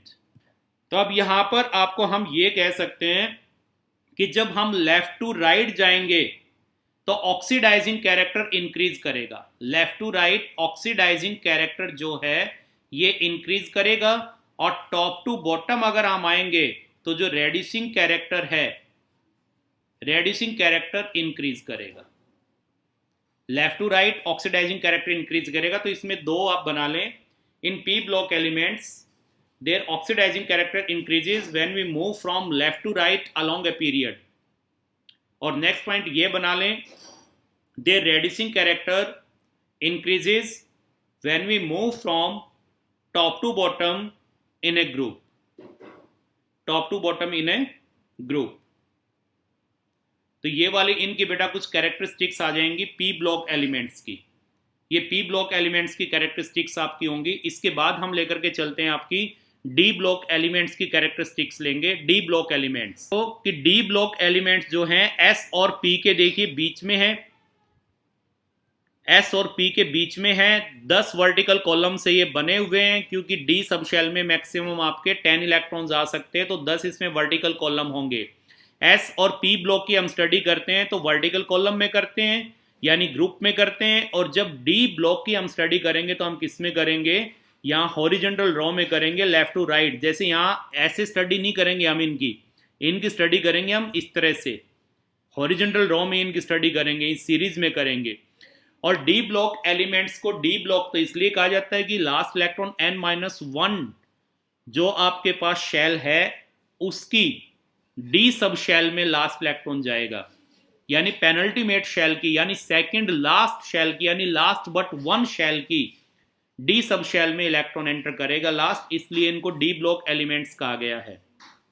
इनको transition elements भी कहते हैं। ट्रांजिशन एलिमेंट्स इनको क्यों कहते हैं, कल आपको हमने बताया था कि इनकी जो प्रॉपर्टीज होती है वो एस ब्लॉक और पी ब्लॉक एलिमेंट्स के बीच में होती है, उनके मिडवे में होती है। Properties of these elements are midway between the elements of S block and the elements of P block, so D block elements are also called transition elements. और इनको सीरीज में डिवाइड किया गया है बेटा, ये हम कहेंगे फर्स्ट ट्रांजिशन सीरीज, जो कि स्कैंडियम से स्टार्ट होगी और जिंक पे फिनिश होगी, फर्स्ट ट्रांजिशन सीरीज। इसको हम कहते हैं सेकंड ट्रांजिशन सीरीज, जो कि आपकी स्टार्ट हो जाएगी यट्रियम से और फिनिश होगी यहाँ कैडमियम पे, इसको हम कहते हैं फोर्थ ट्रांजिशन सीरीज, इसको हम कहते हैं फिफ्थ ट्रांजिशन सीरीज। तो इनकी जो स्टडी करेंगे हम वो किस में करेंगे, सीरीज में करेंगे। अगर इसमें हम जिक्र करते हैं फर्स्ट ट्रांजिशन सीरीज का, तो यहाँ पर देखिए 10 एलिमेंट है, स्कैंडियम से लेकर जिंक तक 10 एलिमेंट आ जाएंगे। तो first transition series contains 10 elements. Second transition series also contains 10 elements, yttrium से स्टार्ट होगी 39 वाले से और फिनिश हो जाएगी कैडमियम पे 48 वाले पे। और अगर यहाँ थर्ड ट्रांजिशन सीरीज का मैं जिक्र करूं, तो थर्ड ट्रांजिशन सीरीज जो है यहाँ पर ये 10 एलिमेंट्स रखती है और उसके बावजूद कुछ यहां से 14 एलिमेंट गायब होंगे। ये 14 एलिमेंट गायब है जो यहां पर लेंथेनम सीरीज को बनाएंगे। इनमें 4f की फिलिंग स्टार्ट हो जाती है। और सेम यहां पर जो आपके पास फोर्थ ट्रांजिशन सीरीज है, यहां आ जाएगा फोर्थ ट्रांजिशन सीरीज के अंदर। फोर्थ ट्रांजिशन सीरीज में भी यही होगा कि यहां पर देखिए ये यहां से स्टार्ट होगी एक्टिनियम से और ये यहां तक जाएगी आपके एंड तक, CN तक ये जाएगी, यहां तक आ जाएगी ये। तो इसमें भी बीच से आप देखते हैं कि रदरफोर्डियम से पहले यहाँ पर 104 से पहले ये 14 एलिमेंट यहाँ गायब है, क्योंकि इनमें लास्ट इलेक्ट्रॉन 5f में जाएगा और ये नीचे ये वाली सीरीज बनाएंगे जिसको हम नाम देते हैं एक्टिनोइड सीरीज, इसको बना देंगे। अब ये भी ध्यान रखना, इसमें जो फर्स्ट ट्रांजिशन सीरीज है स्कैंडियम टू जिंक, इसमें लास्ट इलेक्ट्रॉन 3d में जाएगा, तो इसलिए इसको 3d सीरीज भी कह देते हैं। 3d ये जो सीरीज है इसमें लास्ट इलेक्ट्रॉन 4d में जाएगा, तो इसको 4d भी कह देते हैं। इसमें लास्ट इलेक्ट्रॉन 5d में जाएगा तो इनको 5d कह देते हैं। और इसमें लास्ट इलेक्ट्रॉन जो है वो 6d में जाएगा तो इनको 6d सीरीज भी कह देते हैं। फर्स्ट ट्रांजिशन सीरीज या 3d series, second transition series या 4d series, third transition series या 5d series, fourth transition series या 6d सीरीज, ये भी इनको देते हैं। फर्स्ट ट्रांजिशन सीरीज या 3d series, second transition series या 4d series, third transition series या 5d series, fourth transition series या 6d सीरीज, ये भी इनको नाम दे देते हैं। अब डी ब्लॉक एलिमेंट्स की मेन कैरेक्टरिस्टिक्स क्या हैं वो लेकर के चलते हैं। हाँ बेटा, आ रही थी आवाज, बताइए एक बार फटाफट मेरे को। Characteristics of D block elements, first इसमें लिखेंगे बेटा हम दे आर हार्ड, फर्स्ट लिखें दे आर हार्ड, हार्ड हैं, malleable and ductile metals, malleable हैं MALLEABLE, मैलिएबल हैं और डक्टाइल हैं DUCTILE, डक्टाइल। मैलिएबल और डक्टाइल का मीनिंग आपको पता होगा। मैलिएबल क्या होता है कि इनको हम हैमरिंग करके शीट बना सकते हैं, और डक्टाइल का मतलब जिनके हम वायर बना सकते हैं खींच करके। तो ये हार्ड है, मैलिएबल है, डक्टाइल मेटल है। नेक्स्ट लिखें, इनका जो मेल्टिंग और बॉइलिंग पॉइंट है वो हाई होगा। एस ब्लॉक का आपने पढ़ा था सॉफ्ट थे और मेल्टिंग और बॉइलिंग पॉइंट कम था, लेकिन इनका मेल्टिंग और बॉइलिंग पॉइंट क्या होगा, ज्यादा होगा। नेक्स्ट लिखें, लाइक एस ब्लॉक एलिमेंट्स, वो भी क्या थे, हीट और इलेक्ट्रिसिटी के गुड कंडक्टर थे, ये भी क्या होंगे, they are good conductor of heat and electricity. Next लिखें, they can show variable oxygen state, ये वेरिएबल ऑक्सीजन स्टेट दिखा सकते हैं बेटा। सबसे वेरिएबल ऑक्सीजन स्टेट यही दिखाते हैं अगर यहाँ पे हम जिक्र करें ना, जैसे आपने Mn मैग्नीज का नाम सुना होगा, ये +1 से लेकर के +7 तक ऑक्सीडेशन स्टेट दिखा सकता है अपने कंपाउंड में। तो D block elements variable oxidation state दिखाते हैं। What is the meaning of variable oxidation state? Can show more than one oxidation state in their compound. तो ये वेरिएबल ऑक्सीडेशन स्टेट दिखाएंगे। दे can form both ionic and covalent compounds. ये आयनिक भी बना सकते हैं और कोवैलेंट भी बना सकते हैं। अब इसमें भी एक चीज का ध्यान रखना है, जैसे Mn का मैं जिक्र करता हूं तो ऑक्सीजन स्टेट +1 से +7 तक दिखाता है। तो जब ये आयनिक कंपाउंड बनाएंगे ना, तो वो बनाएंगे लो ऑक्सीजन स्टेट में, कम वाली में, और ऑक्सीजन स्टेट ज्यादा होगी तो ये बनाएंगे कोवैलेंट कंपाउंड। ये भी चीज याद रखना। वेरिएबल ऑक्सीजन स्टेट दिखा सकते हैं, आयनिक और कोवैलेंट दोनों कंपाउंड बना सकते हैं। जनरली आयनिक कंपाउंड बनाएंगे लोअर ऑक्सीजन स्टेट में और हायर में बनाते हैं ये कोवैलेंट कंपाउंड। क्लियर?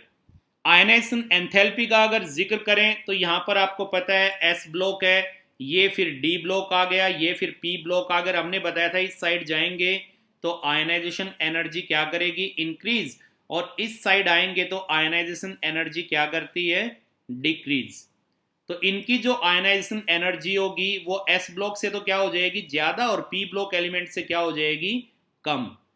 तो देयर आयनाइजेशन एंथैल्पीज और you can say energies are between S and P block elements. S से तो क्या हो जाएगी? ज्यादा, और P से क्या हो जाएगी? कम, क्योंकि ये S के राइट में है और P के लेफ्ट में है, और लेफ्ट टू राइट जाते हैं तो आयनाइजेशन एनर्जी इंक्रीज करती है। तो इस साइड इंक्रीज करेगी तो S से ज्यादा हो गई और P से कम हो गई, और हम ये कह सकते हैं इनकी आयनाइजेशन एनर्जी S और P ब्लॉक एलिमेंट्स के बीच की होती है। नेक्स्ट लिखें, दे फॉर्म कलर्ड कॉम्प्लेक्सेस। ये कॉम्प्लेक्स बनाते हैं बेटा, they form coloured complexes. Complexes के ब्रैकेट में आप लिख दें coordination compound, coordination compounds. They can form coordination compound या कलर्ड कॉम्प्लेक्सेस आप लिख दें। कोऑर्डिनेशन कंपाउंड क्या है बेटा, ये बाद में बताएंगे आपको, +2 में पूरा चैप्टर ही हमारा कोऑर्डिनेशन केमिस्ट्री। S ब्लॉक या P ब्लॉक कॉम्प्लेक्सेस नहीं बना रहे थे, ये कॉम्प्लेक्सेस बना सकते हैं। हालांकि मैग्नीशियम का एक बहुत इंपॉर्टेंट आपने पढ़ा होगा, एक कॉम्प्लेक्स बनाता है मैग्नीशियम, जो आपने पढ़ा है ना, क्लोरोफिल, जो ग्रीन पिगमेंट होता है प्लांट्स में फोटोसिंथेसिस के लिए रिस्पॉन्सिबल, वहां पे वो बनाता है क्लोरोफिल को magnesium. Otherwise S block element complex नहीं बनाते। D ब्लॉक एलिमेंट्स और F ब्लॉक एलिमेंट्स जो है वो कॉम्प्लेक्सेस बनाते हैं। तो इनकी टेंडेंसी होती है कॉम्प्लेक्सेस बनाने की, और जो कॉम्प्लेक्सेस बनाएंगे वो कलर्ड होते हैं, और कॉम्प्लेक्सेस को हम कोऑर्डिनेशन कंपाउंड भी कहते हैं। तो दे कैन फॉर्म कॉम्प्लेक्सेस और कोऑर्डिनेशन कंपाउंड। नेक्स्ट प्रॉपर्टी लिखें, देयर कंपाउंड्स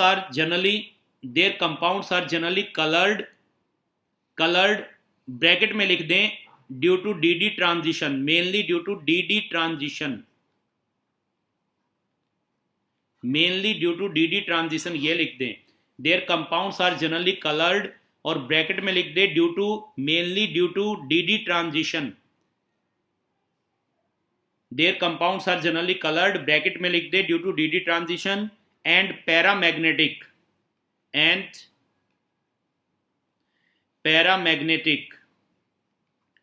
पैरामैग्नेटिक क्या होते हैं बेटा? पैरामैग्नेटिक वो सब्सटेंस होते हैं कि अगर उनको हम मैग्नेटिक फील्ड में रख दे, एक्सटर्नल मैग्नेटिक फील्ड में रख दे, तो उसकी तरफ अट्रैक्ट हो जाएं, उनको पैरामैग्नेटिक सब्सटेंस कहते हैं।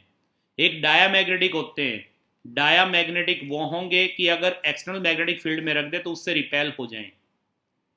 तो अगर मैग्नेट की तरफ ही अट्रैक्ट होंगे पैरामैग्नेटिक, अगर रिपेल होते हैं डायामैग्नेटिक। तो इनके जो कंपाउंड्स होते हैं वो जनरली कलर्ड होंगे। कलर्ड क्यों होते हैं? Mainly due to DD, external magnetic field में रख दे तो उससे रिपेल हो जाएं। तो अगर मैग्नेट की तरफ ही अट्रैक्ट होंगे पैरामैग्नेटिक, अगर रिपेल होते हैं डायामैग्नेटिक, तो इनके जो कंपाउंड्स होते हैं वो जनरली कलर्ड होंगे। कलर्ड क्यों होते हैं? Mainly due to DD transition.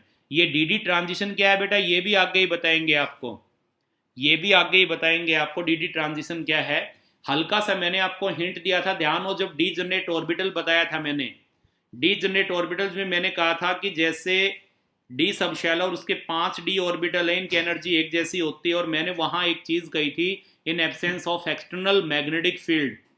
और फिर मैंने हल्का सा आपको बताया था कि मैग्नेटिक फील्ड की प्रेजेंस में इनकी डीजनरेसी रिमूव हो जाती है, ये सेम एनर्जी के नहीं रहते हैं, और उसी की वजह से इनमें फिर डी डी ट्रांजिशन होता है, वो आपको बाद में बताएंगे।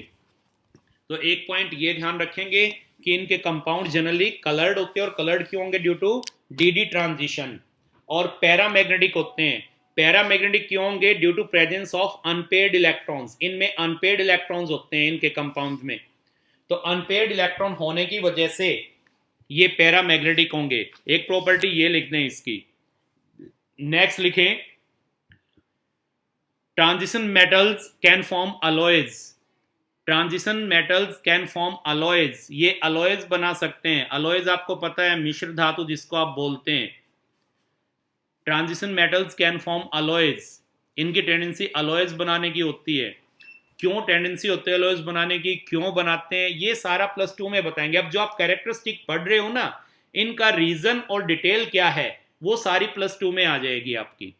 तो इनकी टेंडेंसी अलॉयज बनाने की होती है, they can form alloys. Next लिखें, most of transition metals and their compounds, most of transition metals and their compounds can be used as catalyst, can be used as catalyst। Catalyst क्या होते हैं बेटा? Catalyst वो substance होते हैं जो किसी केमिकल रिएक्शंस के रेट को इंक्रीज कर देते हैं और खुद उसमें कंज्यूम नहीं होते हैं। कोई रिएक्शन है, स्लो है, तो कैटलिस्ट क्या करेगा? उसके रेट ऑफ रिएक्शन को बढ़ा देगा, रिएक्शन को फास्ट कर देगा, लेकिन खुद उसमें कंज्यूम नहीं होगा, लास्ट में एज इट इज निकल जाता है। तो बहुत सारे ट्रांजिशन मेटल्स और उसके compound as a catalyst use होते हैं। आपने जैसे सिंपल सा बताऊं, आपने पढ़ा होगा बेटा, जो 10th तक आया है आपका, आपने हाइड्रोजनेशन रिएक्शन पढ़ी होगी जिसमें एल्कीन को कन्वर्ट करते हैं एल्केन में। वहां आपने पढ़ा होगा हाइड्रोजनेशन में कैटलिस्ट यूज करते हैं, निकिल यूज कर लेते हैं, या प्लेटिनम यूज करते हैं, या पैलाडियम यूज करते हैं। और ये आप देख रहे हैं तीनों ही ट्रांजिशन मेटल हैं। तो जो ट्रांजिशन मेटल्स हैं, इनके कंपाउंड्स, उनको हम यूज कर सकते हैं एज ए कैटलिस्ट।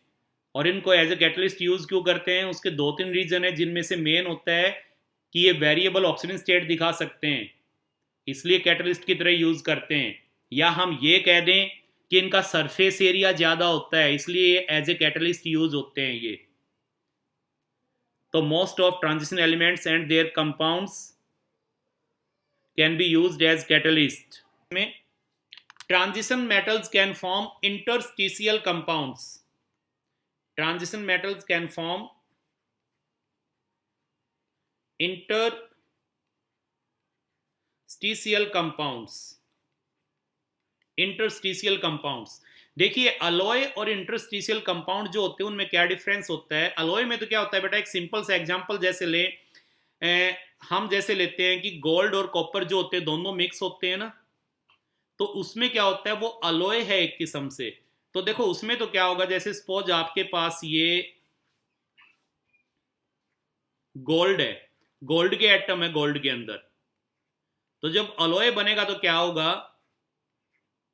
अब आपको पता है कि जो ज्वेलरी बनाते हैं वो लोग क्या करते हैं, जो गोल्ड स्मिथ होते हैं वो जनरली क्या करते हैं कि गोल्ड में जो कॉपर को मिलाते हैं तो दोनों को मेल्ट करते हैं और मेल्ट करके उनको सॉलिडिफाई करते हैं। तो उस दौरान क्या होगा, मान लो ये आपके पास गोल्ड है, गोल्ड के एटम है, तो गोल्ड के जो एटम की लैटिस है ये, इसमें कुछ गोल्ड के एटम रिप्लेस हो जाएंगे कॉपर से। ये सपोज ये जो मैं दिखा रहा हूं ये रिप्लेस हो गए बेटा कॉपर से, ये कॉपर से रिप्लेस हो जाएंगे। ये देखिए यहां कॉपर से रिप्लेस हो गए ना ये, तो ये तो हो गए अलॉय। ये देखिए ये जो आपको दिखाएं ये वाले एटम आप एज्यूम करें गोल्ड के हैं और ये वाले आप एज्यूम करें कॉपर के हैं, तो ये तो अलॉय बन गया, सब्स्टिट्यूशन हो गया, गोल्ड के एटम को सब्स्टिट्यूट कर दिया कॉपर के एटम ने। अब इंटरस्टिशियल कंपाउंड में क्या होगा, जैसे मैं ये कह दूं कि आपके पास ये एक टुकड़ा है, ये सपोज आपके पास कोई आयरन का टुकड़ा है और उसमें आयरन के एटम है, या मैं ये कह दूं ये आपके पास सपोज टंगस्टन का कोई टुकड़ा है, टंगस्टन है, टंगस्टन का कोई टुकड़ा और ये टंगस्टन के एटम है। यहाँ पे आप ये देख रहे हैं बेटा, इनके एटम के बीच में ये जो खाली जगह देख रहे हैं, जो ये मैं दिखा रहा हूं यहाँ पर, ये वाली जो आप जगह देख रहे हैं,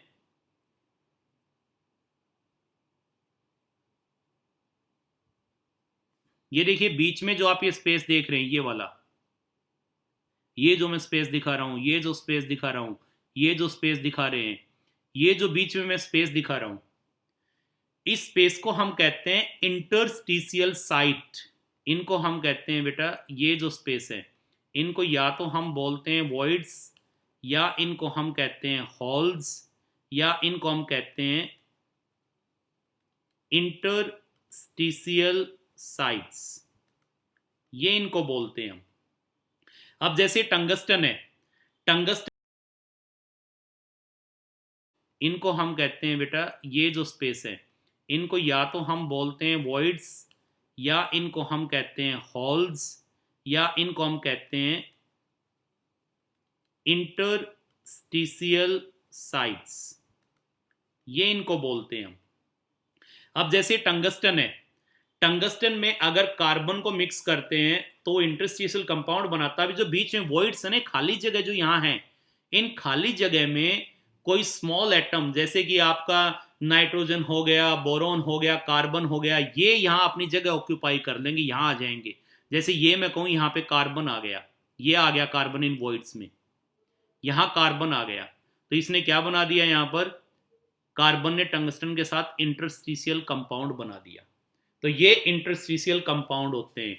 यहाँ तो सब्स्टिट्यूशन ही हो गया, जो एटम था गोल्ड का वो रिप्लेस हो गया कॉपर के एटम से। यहाँ ये टंगस्टन के एटम है, ये एज इट इज रहेंगे, लेकिन इनके बीच में जो स्पेस है, खाली जगह है, वहां कार्बन आ गया, वहां कोई दूसरा स्मॉल एटम आके ऑक्यूपाई हो जाएगा। तो ये जो कंपाउंड बनते हैं ये कहलाते हैं इंटरस्टिशियल कंपाउंड, और ये जो बनते हैं ये कहलाते हैं अलॉय। दोनों के दोनों ये अगर मैं कहूं तो सॉलिड सॉल्यूशन है, सॉलिड सॉल्यूशन है, यानी कि यहाँ सॉल्यूट भी सॉलिड है और आपके पास जो सॉल्वेंट है वो भी सॉलिड है। मैंने एग्जांपल लिखवाया था सॉलिड इन सॉलिड में, आपको सॉल्यूशन वाले जब टॉपिक करवाया था, अलॉय लिखवाया था वहां इसमें। तो इंटरस्टिशियल कंपाउंड ऐसे बनते हैं और अलॉय ऐसे बनते हैं, ये इनमें इतना फर्क होता है क्योंकि इनकी जो लैटिस होती है ना एटम की, जैसे ये अभी मैंने बताया कि कोई एटम है, कोई आपके पास मेटल और उसके एटम अरेंज हो रखे हैं, ये एटम उसमें इस तरह से अरेंज होंगे, ये ऐसे अरेंज है सपोज, तो यहाँ इनके बीच में जो एक खाली जगह बचेगी, इनको हम बोलते हैं वॉइड्स, हॉल्स, इंटरस्टिशियल साइट्स। और यहाँ आकर के किसी दूसरे स्मॉल साइज एटम इनको ऑक्यूपाई कर लेंगे और उससे जो कंपाउंड बनेगा उनको इंटरस्टिशियल कंपाउंड कहते हैं। तो इनकी टेंडेंसी इंटरस्टिशियल कंपाउंड बनाने की भी होती है। सही है। अब अगर इसमें नेक्स्ट हम लेके चले, वैसे एक और इसमें इंपॉर्टेंट चीज आपको बताएं कि डी ब्लॉक के अंदर, ये क्वेश्चन अब की बार बेटा आपकी सीबीएसई में आया हुआ था, +2 में भी आया हुआ था, जो ये है ना, यहां देखिए जिंक, कैडमियम और मरकरी, जिंक, कैडमियम और मरकरी जो हैं, इनको हम ट्रांजिशन एलिमेंट नहीं कहते। इनफैक्ट ट्रांजिशन एलिमेंट क्या होंगे, ट्रांजिशन एलिमेंट वो होंगे जिनकी D subshell partially filled होगी। ट्रांजिशन एलिमेंट क्या होते हैं, जिनकी D subshell partially field होती है, यानी डी के अंदर पार्शियली फील्ड होने का क्या मतलब है कि डी में कितने इलेक्ट्रॉन हो, 1 to 9। अब ये कहें तो ये कह सकते हैं जी, अगर कॉपर को हम लेके चलें तो कॉपर की इलेक्ट्रॉनिक कॉन्फ़िगरेशन तो हमने ये लिखी थी, यहां भी अगर हम देखते हैं तो डी में क्या है, 10, तो कॉपर भी ट्रांजिशन नहीं होना चाहिए, लेकिन कॉपर ट्रांजिशन है। तो ये है या तो एटम खुद, ध्यान से सुने, या तो एटम खुद partially filled D subshell रखे, या उसकी कोई कॉमन ऑक्सीडेशन स्टेट हो उसमें डी पार्शियली फील्ड हो।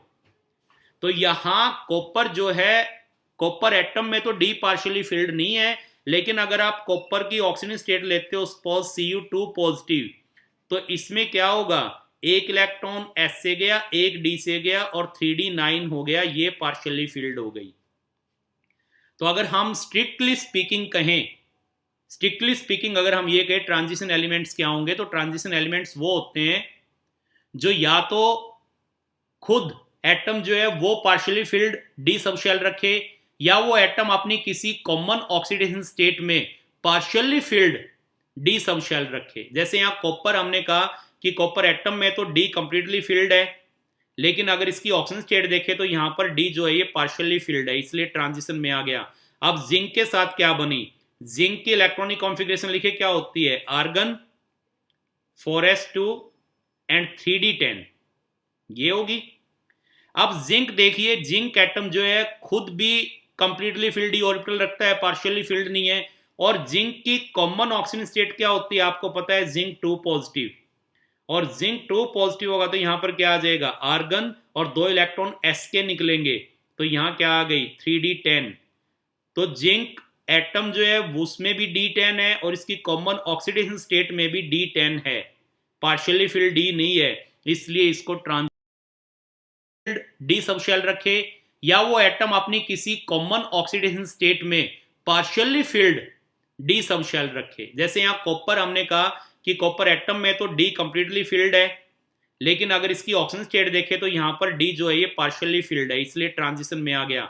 अब जिंक के साथ क्या बनी, जिंक की इलेक्ट्रॉनिक कॉन्फ़िगरेशन लिखे क्या होती है, आर्गन 4s2 एंड 3d10, ये होगी। अब जिंक देखिए, जिंक एटम जो है खुद भी कंप्लीटली फिल्ड ऑर्बिटल रखता है, पार्शियली फिल्ड नहीं है। और जिंक की कॉमन ऑक्सीजन स्टेट क्या होती है आपको पता है, जिंक 2 पॉजिटिव। और जिंक 2 पॉजिटिव होगा तो यहां पर क्या आ जाएगा, आर्गन, और 2 इलेक्ट्रॉन एस के निकलेंगे, तो यहां क्या आ गई 3d10। तो जिंक एटम जो है उसमें भी D10 है और इसकी कॉमन ऑक्सीडेशन स्टेट में भी D10 है, पार्शियली फिल्ड डी नहीं है, इसलिए इसको ट्रांजिशन एलिमेंट नहीं कहते बल्कि डी ब्लॉक एलिमेंट तो कह देंगे, क्योंकि लास्ट इलेक्ट्रॉन डी में जा रहा है। फिर इनको डी ब्लॉक में रखा, इनकी ज्यादातर प्रॉपर्टी भी इनसे नहीं मिलती, इनकी ज्यादातर प्रॉपर्टी भी इनसे नहीं मिलती। फिर यहां क्यों रखा है, उसका रीजन ये है बेटा, एक तो इनकी टेंडेंसी भी कॉम्प्लेक्स बनाने की होती है और ये भी कॉम्प्लेक्स बना लेते हैं, और दूसरा जब हम फर्स्ट ट्रांजिशन सीरीज की जैसे स्टडी कर रहे हैं तो ये लास्ट में आया है, बीच में नहीं आया है, तो सीरीज के लास्ट में रख दिया कि डी में लास्ट इलेक्ट्रॉन जा रहा है, इसलिए यहां रख दिया। लेकिन ये इनको अगर हम स्ट्रिक्टली कहें तो ये ट्रांजिशन एलिमेंट में काउंट नहीं होंगे, क्योंकि न तो ये एटॉमिक फॉर्म में डी पार्शियली फिल्ड रखते हैं और न कॉमन ऑक्सीजन स्टेट में डी पार्शियली फिल्ड रखते हैं। और स्ट्रिक्टली स्पीकिंग हम ट्रांजिशन एलिमेंट्स उनको कहते हैं जो या तो एटॉमिक फॉर्म में या फिर अपनी किसी कॉमन ऑक्सीडेशन स्टेट में डी पार्शियली फिल्ड रखें, उनको ट्रांजिशन एलिमेंट कहते हैं। तो ये वाली चीज भी इसमें आ जाएगी। अब देखिए एक चीज और बताएं इसमें आपको, आप यहां देख रहे हैं जिंक जब कंपाउंड बनाएगा तो किस में बनाता है, जिंक 2 पॉजिटिव ऑक्सीजन स्टेट में बनाएगा। और जिंक जब +2 ऑक्सीजन स्टेट में, यानी कि जिंक 2 पॉजिटिव में जो कंपाउंड बनाता है तो इसके डी में 10 इलेक्ट्रॉन है। और डी में 10 इलेक्ट्रॉन होने का क्या मतलब है, डी में 10 इलेक्ट्रॉन होने का मतलब है कि इसकी जो डी सब शेल है वो कंप्लीटली फिल्ड है, यानी अनपेयर्ड इलेक्ट्रॉन नहीं है, तो इसके जो कंपाउंड होंगे वो पैरामैग्नेटिक नहीं मिलेंगे। और यहां कंप्लीटली फिल्ड होने की वजह से इसमें डी ट्रांजिशन भी नहीं होगा, और डी ट्रांजिशन नहीं होगा तो जिंक के कंपाउंड कलर्ड नहीं होंगे, बाकी के मोस्टली कलर्ड मिलते हैं। जिंक के आप कभी लैब में जाए ना, केमिस्ट्री लैब में बेटा, तो जिंक का कोई सॉल्ट उठा के देखना, आपको वो व्हाइट मिलेगा, यानी कलरलेस मिलेगा, क्योंकि जिंक में डी कंप्लीटली फिल्ड होती है और कंप्लीटली फिल्ड होने से वहां डी ट्रांजिशन नहीं होगा। डी ट्रांजिशन जो होता है उसके लिए कंप्लीटली फिल्ड नहीं होनी चाहिए, ये +2 में आपको बताएंगे। लेकिन यहाँ बेसिक देखो एक डिफरेंस बताया ना कि जिंक के कंपाउंड आपको कलरलेस मिलते हैं, जबकि बाकी जो होंगे उनके जनरली आपको कलर्ड मिलते हैं, बाकी के पैरामैग्नेटिक मिलेंगे, इसके डायमैग्नेटिक मिलते हैं आपको।